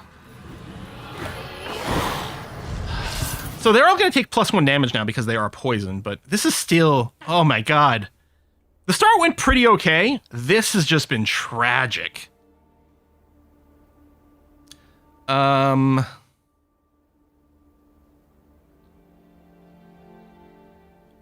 I don't... Okay, if we do a range attack in melee, which is what this is, that's going to give us disadvantage, which is quite poor.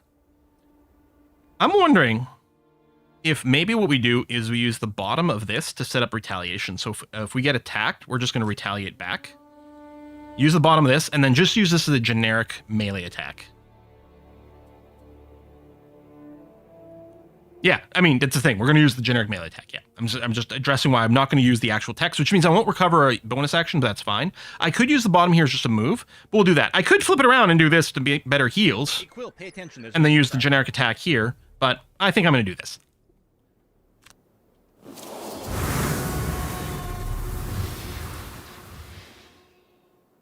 Okay, and then generic attack. Let's, and we do still have the pluses, which is great. It's +2 from our buff that we're running, and then +1 damage, predicting 5 because of the poison. He only gets 4, so even on a -1, we will finally kill this, as I say, perfidious priest, but no, I'm mixing my things. Troublesome priest? I'm gonna finally rid myself of this troublesome priest. -1, that's okay. Jeebus. Are we going to run out of cards before we kill these guys? Now, yeah, I only have one more round left with the Drifter. Although, I am retaliating this turn. You know what? I think I will just long rest this one so I can choose specifically what to get rid of, and then we'll get a little heal, and it's going to be... Although, hold on. If he's long resting, he's going to go very slow, and as a result, this one... So this one will definitely attack the Drifter, assuming he pulls an attack card, because he's the closest. This one was going to be tied, and it'll go for whoever's fastest. And I don't want it to attack the Deathwalker, because I want the retaliation from the Drifter stuff.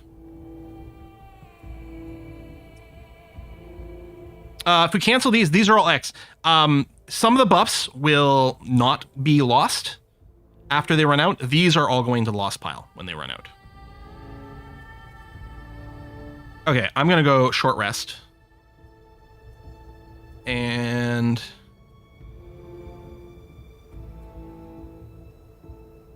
there's still a shadow that I could consume. Do that for just a regular attack. I could, or no, the shadow, did it get consumed by the other ability? Lingering Rot. Oh yeah, it is gone. Okay, so there's no shadow at all.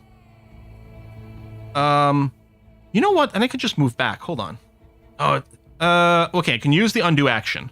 I'm going to say, if the Deathwalker just moves away, then these two will definitely just attack him. And I could long rest instead. Nah, it's fine. So that's just a 1 base attack.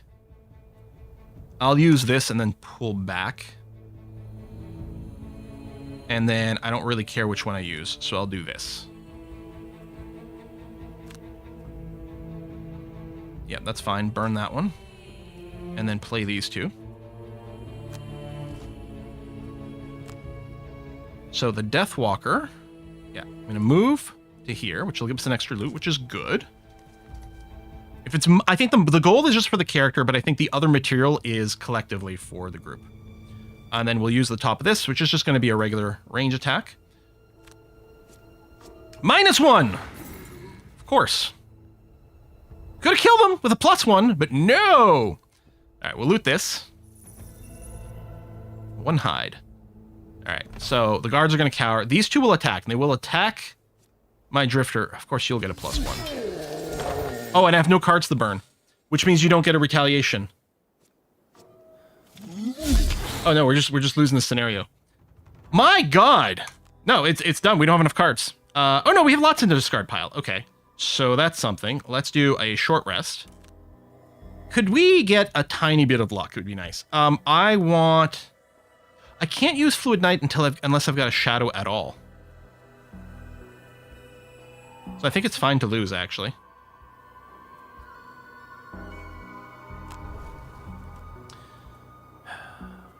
Well, okay, these guys might not move up, so I'm going to plan an Anger of the Dead or range attack, and then... Oh, no, I can place something with a Call to Abyss. Oh, hold on. Undo. I would have to do a damage to myself. I mean, they don't have that many hit points.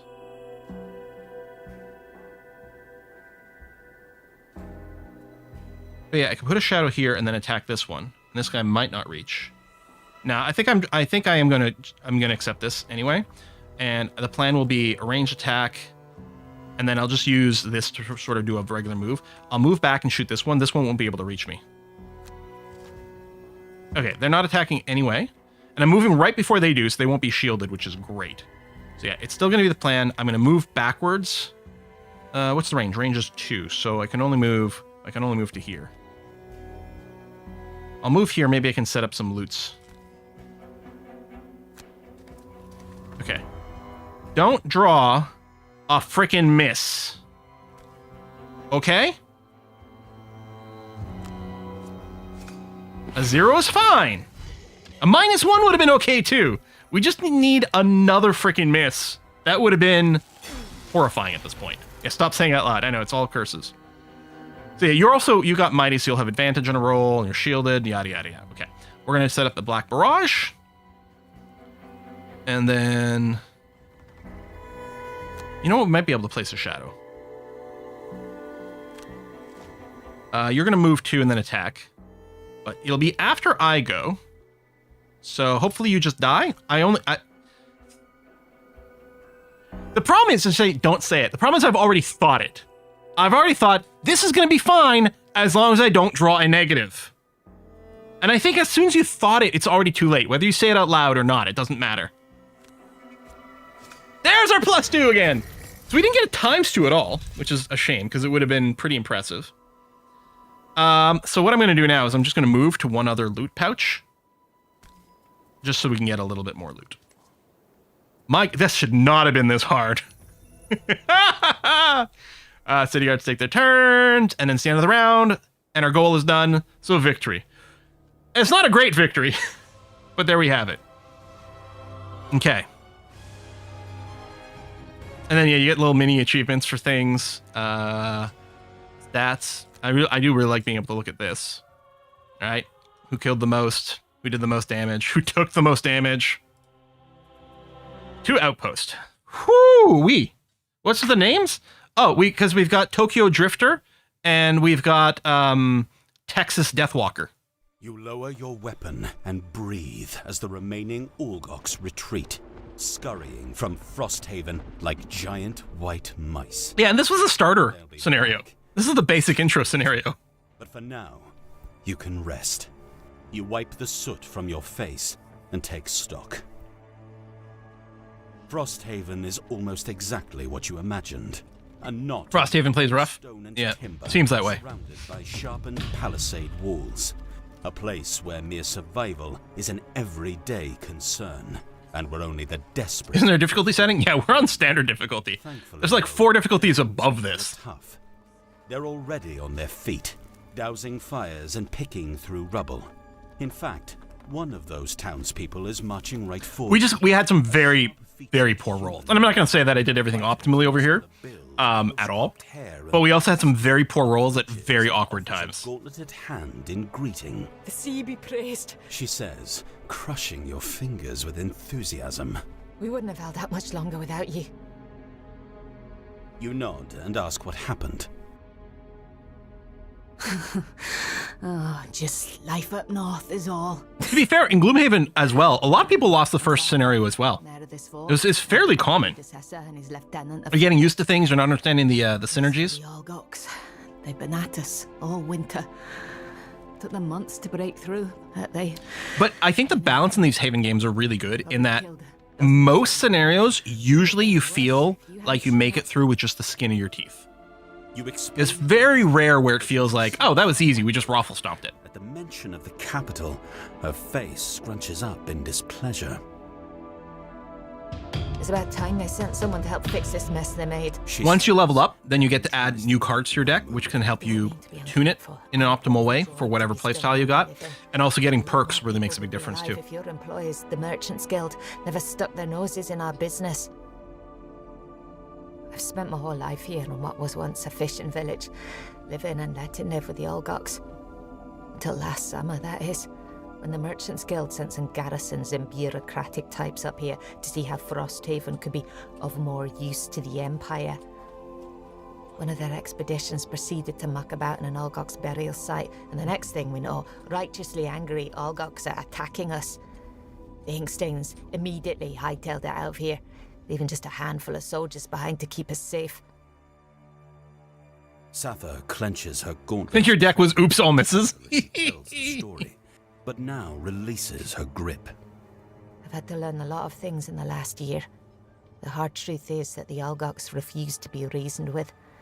And the only way to stay alive and keep this place I call home is to win the fight, regardless of who started it. Her face softens and she clasps your shoulder hard. There's not many of you, but I'll take what I can get, especially now that our garrison's been thinned. And as it happens, I have an idea. She turns and gestures to the town's smouldering walls. We took a beating in that fight, so if we're gonna survive much longer, we'll have to do more than just sit around and wait for the next attack. She sizes you up carefully. I've already sent a scout to track the Olgoks back home to the mountains. Drop your gear at any longhouse that's still standing. And would be even better if you combine cards to make them stronger, have varying effects, melee plus range plus console heal. We'll take a look at some of the modifications you might be able to make to these, to your character and to your cards, and there are actually pretty insane things you can do. I don't know with Frosthaven cards the same way, but on your packs. in Gloomhaven, You can sleep and it's going to be the same thing here. Greeted you in this little outpost, but before you know it, Okay, in the interest of time, I'm going to skip through the rest of this. All right. So now we finally have access to the world map. And again, if you were to play in the physical version of the game, you would have this paper map. And as you unlock quests, you actually put stickers down in various things. you open the door. The other thing that happens, you keep getting these events. With a low-riding sack of mail. She tosses a lumpy package wrapped in cord to you. No name, but this address. It's yours now. As she walks away, she snaps her fingers, remembering something. Oh, right. This too. She hands over a letter addressed to you. As she wanders, I was hoping we could at least peek at what the enhancements are. open to read a note scrawled in excellent cursive. We left a lot of loot behind, Do which not makes me open the unhappy. package. We will retrieve it. Leonidas and Maximus. All right, so whenever we get back to town, we get a town event. When we travel, we can get travel events as well. And a lot of times there's decisions, and sometimes what the outcome of these decisions are can depend on what you've done or who you have in your party and different things like that. So we got a package with a note that says, do not open the package. So chat, do we open the package? Of course we're going to open it, right? You tear open the edge of the package just to get a peek. The closer you look, the less there is to see. It's empty. Sometime later, a pair of Esthers dressed in drab yellow arrive at your door. Hello, mercenaries. We are Leonidas. And Maximus, we have come for our package. You feign confusion, and they return the sentiment. Oh, perhaps we have come too early. Or too late. We will return. New outpost event unlocked complete. So this will sometimes happen. Based on a decision, a new event will be added to the deck. And stuff might happen. All right, so there's the outpost. We've got craftsman, a workshop, alchemist, and barracks. And if we go into the build mode, there is, new buildings. We could add boats, sleds, climbing gears, mining camps, hunting lodges, logging camps, and shabby walls. Now, maybe it would be possible for us to build one of these things if we had looted more stuff, but unfortunately we do not. We got one piece of wood and we got a little bit of gold, and that is it. To build the boat, we need 4 wood, 1 metal. Oh, we do have metal. Or no, I thought we did, but I guess not. And 2 hides. Oh! I thought these materials were shared. Wait, I think some of it might be.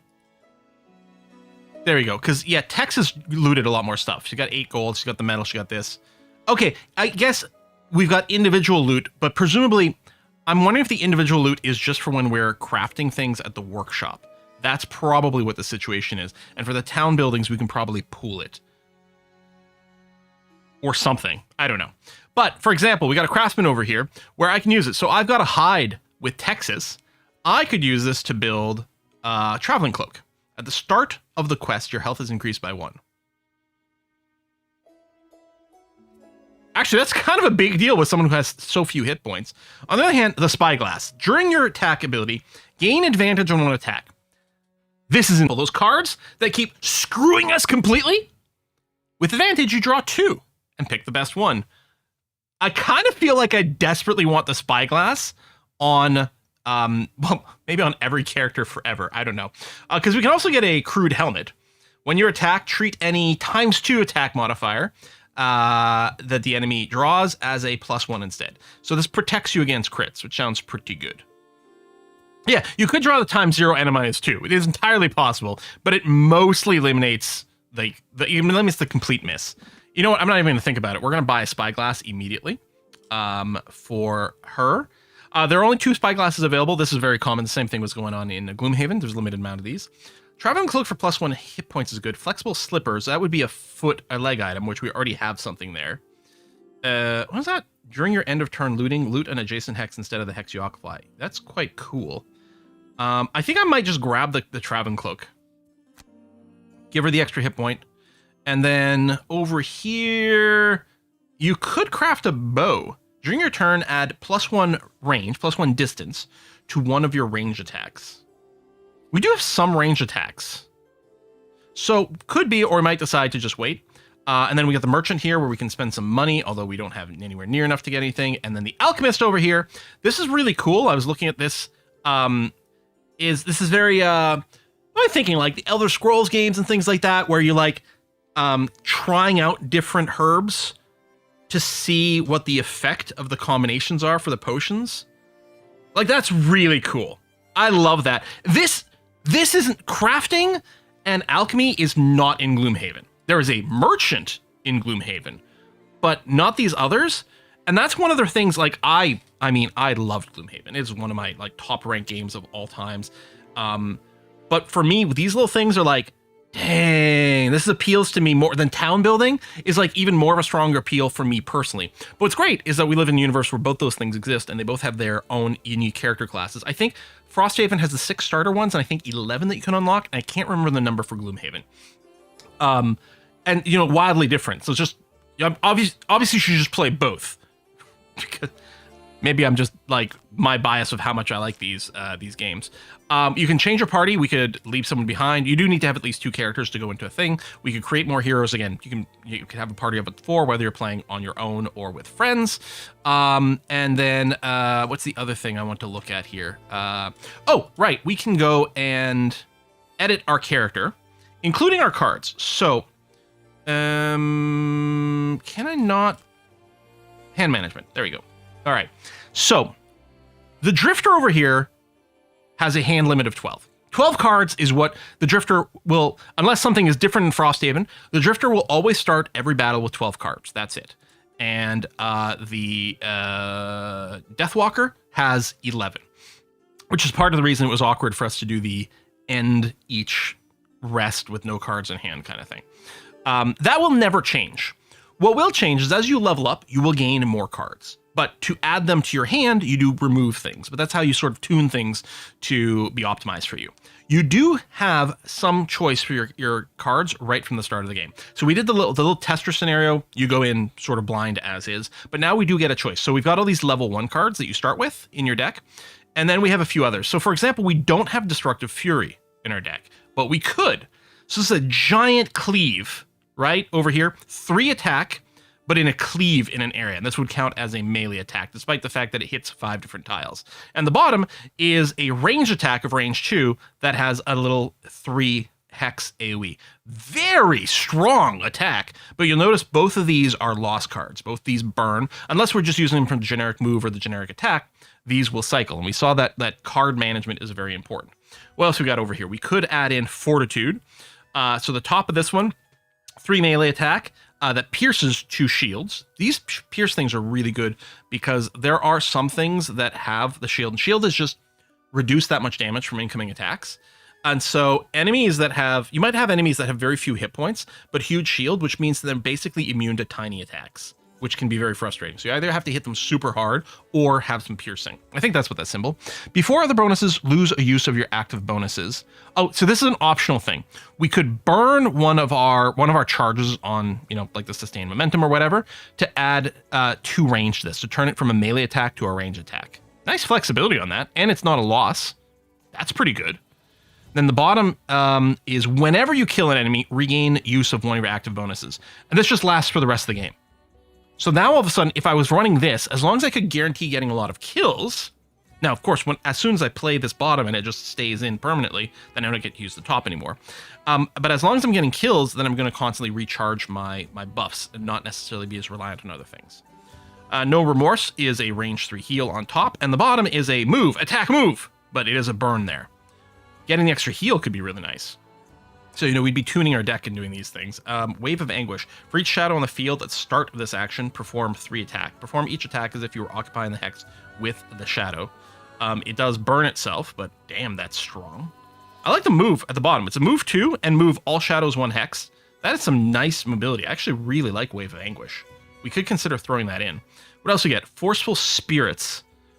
Ranged attack that hits 2 targets at range 2. And we can burn the darkness to get an extra damage and some XP out of it. This lets us teleport to a hex with a shadow or adjacent to a shadow. Nice mobility. And neither one of the 2 burn. I really like Forceful Spirits. What is Rest in the Shade? Heals for 2. Target all friendlies on hexes with shadows and yourself. And then move all shadows up to 6 hexes, although that does do a burn on the bottom, which that bottom part is very unappealing. The top is really neat. But then you have to decide, okay, if I'm doing that, what am I dropping? Like, let's say I really wanted Forceful Spirits, right? Which of my equipped stuff do I drop? Certainly nothing that generates a shadow.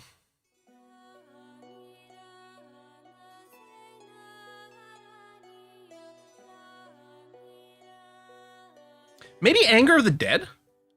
I mean, it's pretty strong, but it's something that consumes shadows, which means sometimes I'm not going to have the shadows to use it. And I mean, it's still a range 2 attack. But like, I could see myself dropping this and throwing in Forceful Spirits. Forceful Spirits is another range 2 attack, although it can hit 2 things. It doesn't consume shadows. It can consume darkness, which is okay. Read top of Call of the Abyss. Oh yeah, which I didn't really... Previous marks from this ability are removed. When you or any of your... I think this is my summons, right? Attacks. You may mark the target of the attack. When the marked enemy dies, place 1 shadow. That's right. I forgot about that. So you put it into play, and it lasts for the rest of the battle. And I don't have to get the kill. I just have to hit something. Yeah, maybe that would have helped a lot in the other... I mean, probably. Although the bottom was also useful. I guess an interesting question becomes, how many times you use the bottom before you put in the top? And then you tap things to mark them. And then when they die from you or your allies. I wonder what the timing on the mark is. If you kill something, like if you go and one-shot something, would it generate a shadow? Or does it die before you put the mark on? Does someone know? Yes, it does work the way we like. Oh, that is quite nice. Okay, so that would have made things a little easier.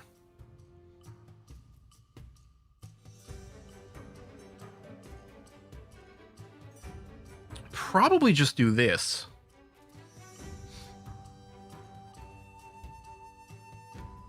Although if we did charge up a bunch of shadows, we could put the Wave of Anguish. Now, some of these, sometimes, again, I'm mostly talking from my experience with Gloomhaven. Some of these cards, which we would refer to as X cards, I think it's the same in Frosthaven, just not in this app here.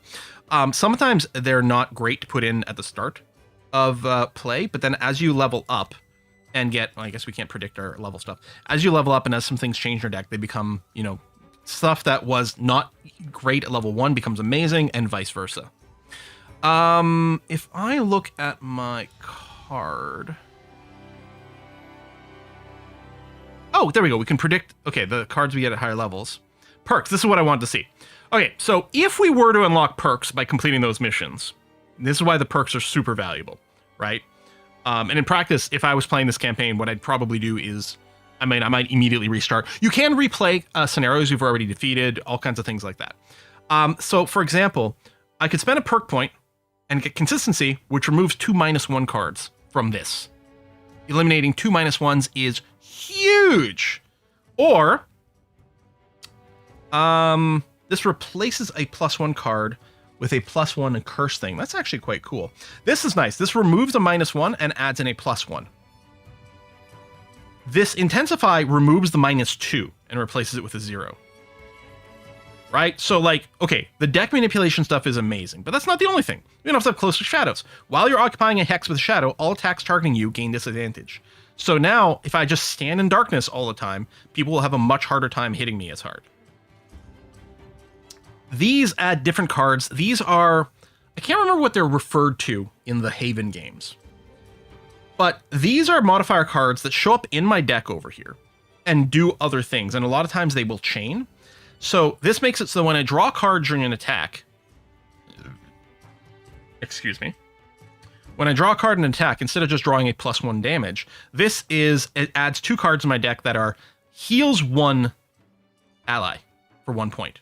Beautiful, just a little bit of passive extra healing. Whenever you perform a short rest, you may perform...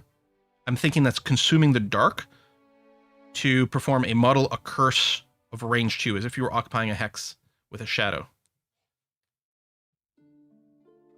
Ignore quest effects. This is one of these things that doesn't necessarily make sense right now.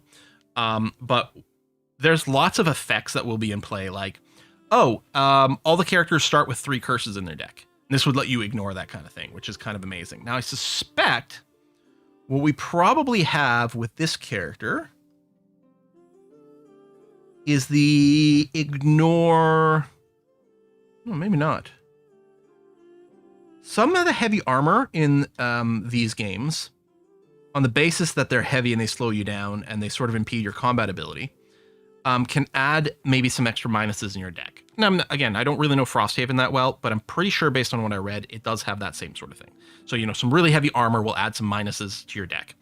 But some of the characters will have a thing where they ignore the minuses that come from gear that gets thrown in there. But I guess this one might not have that. I wonder, if we go to Edit Party, and I were to add in... See, the Banner Spear looks like a pretty... Yeah, pretty beefy, hefty defense. Your name is Successor, with a quest here. And you're going to start with, I don't know, whatever. You're starting with Warden Ropes. I don't care. It's just a temporary thing we're looking at. So, if we were to look at you and your perks... But I don't know the name I'm looking for. And I might be wrong. This one might not have that.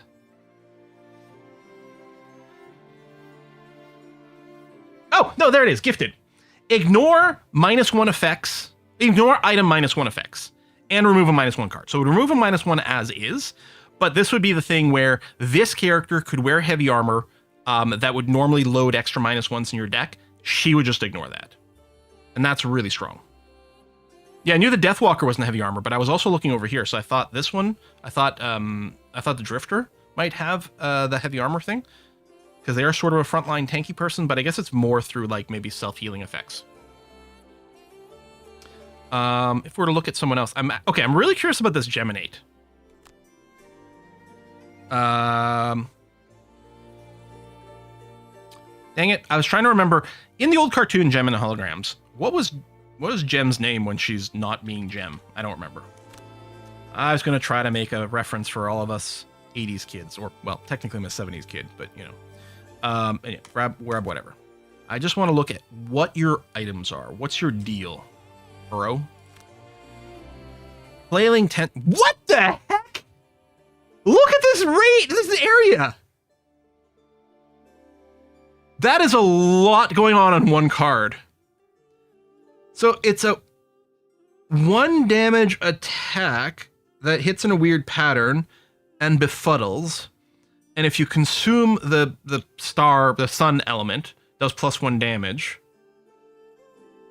And at the bottom is that if I muddle myself. Oh, I don't understand this character. Oh my god. He's got Quill's name. That's got to be good. 5 damage attack with piercing. Okay, it's a burn card that can consume ice to add more damage, more piercing, generate more XP. Okay. And the bottom is 1 round worth of shielding and retaliation. Mind Spike. Okay, it stops people from moving, targets 3 things, but only at range 4 and 5. They have to be exactly range 4 or 5. All targets of the, what's it called? Immobilize. All targets of the immobilize ability suffer 1 damage. So you don't actually draw a damage card, so I don't think that one can miss. Maybe on a ×0 can still miss? I don't know. Bizarre. What is that symbol at the bottom of the Mind Spike? Exclamation mark. 2 different ears? I'd have to look up the manual for what that is. Right, yeah, this doesn't have the attack symbol, so it must not have a draw. It doesn't have the sword or the bow, so it must not do a card draw at all in Mind Spike. I don't know what that symbol. Flip card over? What? Switch form? I'm sorry, what? This character swaps forms?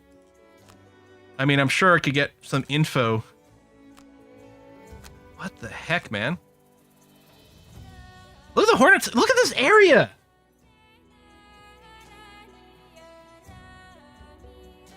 I should have, I'm gonna have to play this character.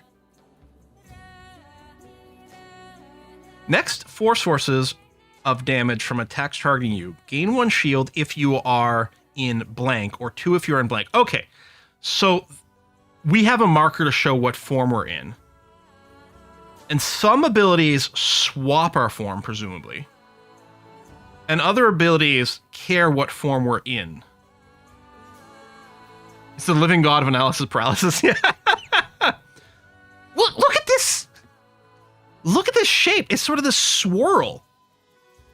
I think the gray hex. No, I might be wrong. Hold on. Yeah, I was gonna say, I think the gray hex is where we're standing. The red hexes are what's affected. I think the question mark hex might be somewhere where you can put a sticker to increase the range.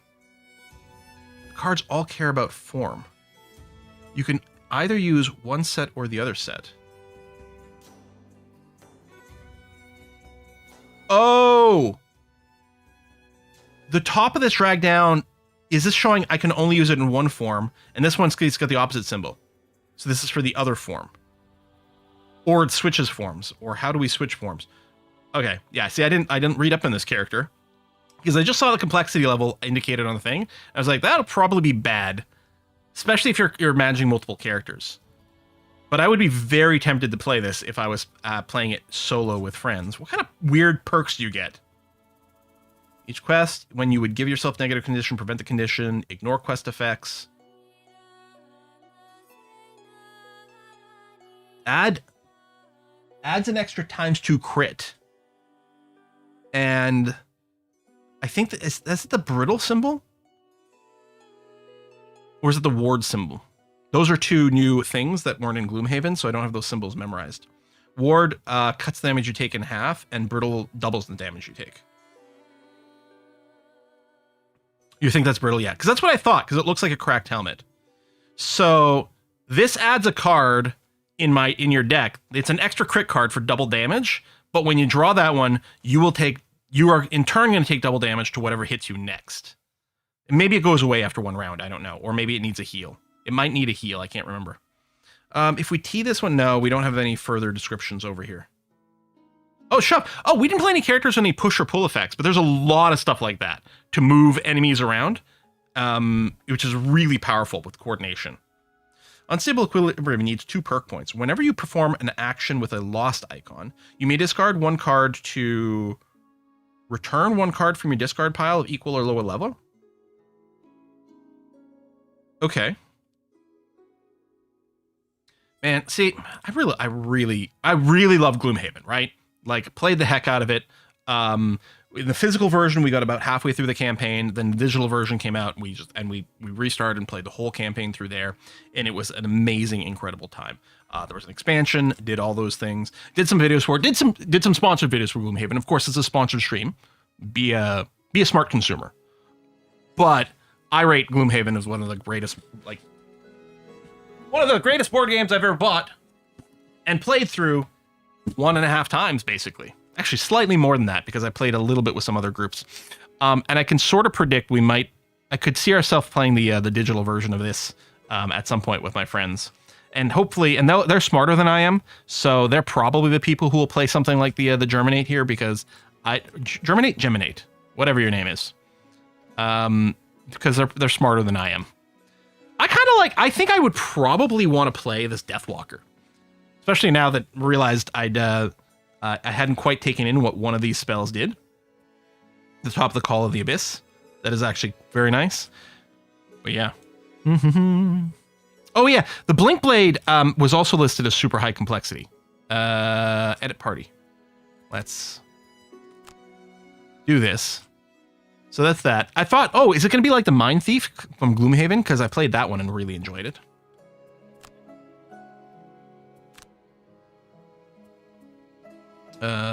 Whatever. I guess, yeah, I don't even have to spend the money. Okay.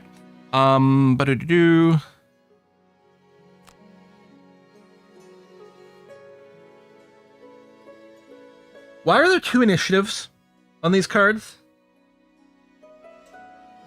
Is each card like 4 things? Do you have 2 modes you can be in? What? Because time. Fast mode, slow mode. Oh my gosh. What I do like about digital versions of this, right, of actual real-life board games, is you can download the PDF version of the manual for the real-life board game and usually get a lot of understanding there. I did do that for Frosthaven, but I didn't go and look into these characters that I wasn't going to play. What?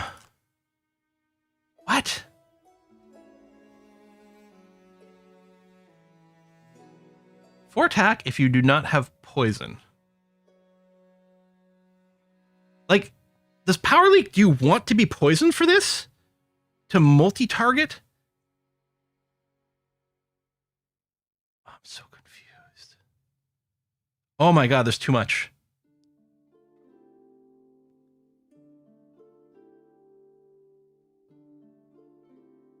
There's another game I play. No, one of the Gloomhaven classes had a track that would go up and down and did different things depending on where you were on that track.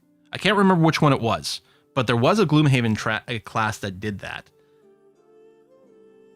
And I'm wondering if there's like a similar vibe going over here. Just convincing me to buy the digital version of Gloomhaven. It's on deep Steam sale. I didn't check that because, of course, Frosthaven, which we're playing with today, just got into early access a few days ago, and it is currently 10% off. There's also, I should note, a bundle of Frosthaven plus Gloomhaven that you can do. And Gloomhaven is 65% of the way off. I mean, these are both so good. And the thing that's nice about this game, it is fun to play solo. Like, again, solo, you're controlling 2 characters, or 4 if you wanted. You could do that. The combat would take longer, but then you get lots of options, and then you really stretch out your gameplay a lot, right? You can play by yourself, but there's such great fun with friends. Such great fun with friends. And then, what's the other class that we didn't talk about? The Bone Shaper. So the Bone Shaper is the one that I did think that people would probably ask to see, on the basis that it is a big undead summoner. So I think that symbol with the circle, I think that's how many summons you've got. So this, for example, is a heal where X is the number of your minions, and at the bottom it's a move, and then grant one of your minions the move. And I'm pretty sure is what it is.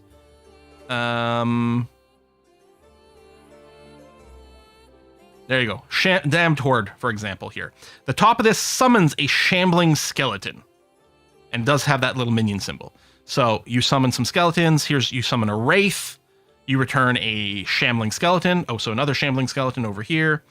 Command the Wretches. Grant one of your minions. So that's interesting. One of your minions gets +0 move and +0 attack.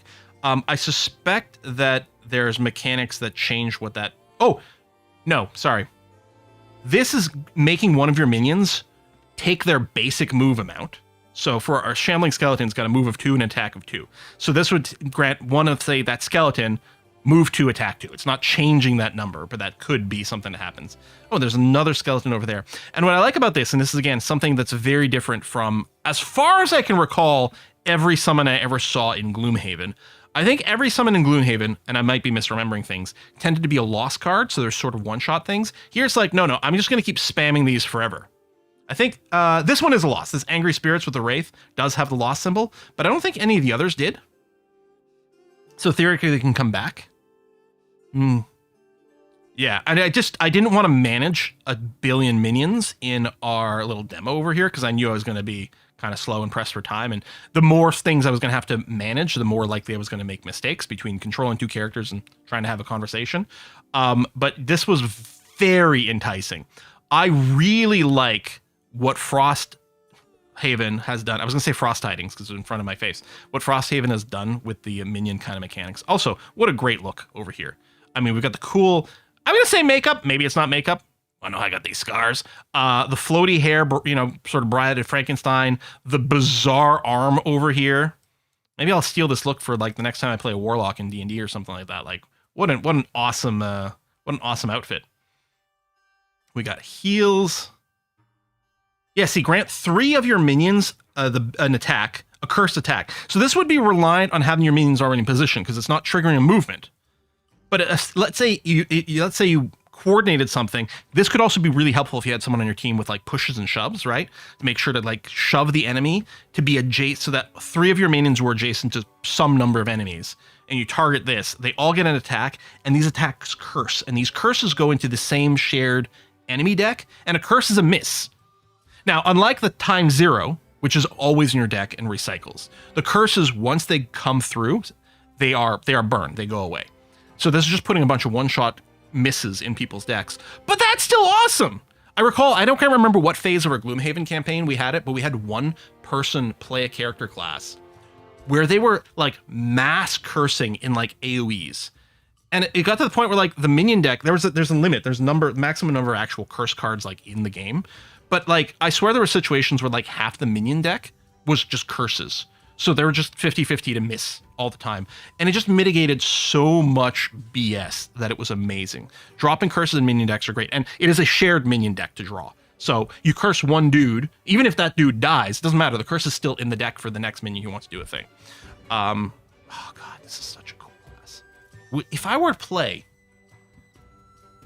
And then we don't know what the lock classes are. I mean, I'm sure you can look them up, but like, spoilers in these legacy games is a big deal. There's tons of items that you can unlock through various gameplay things.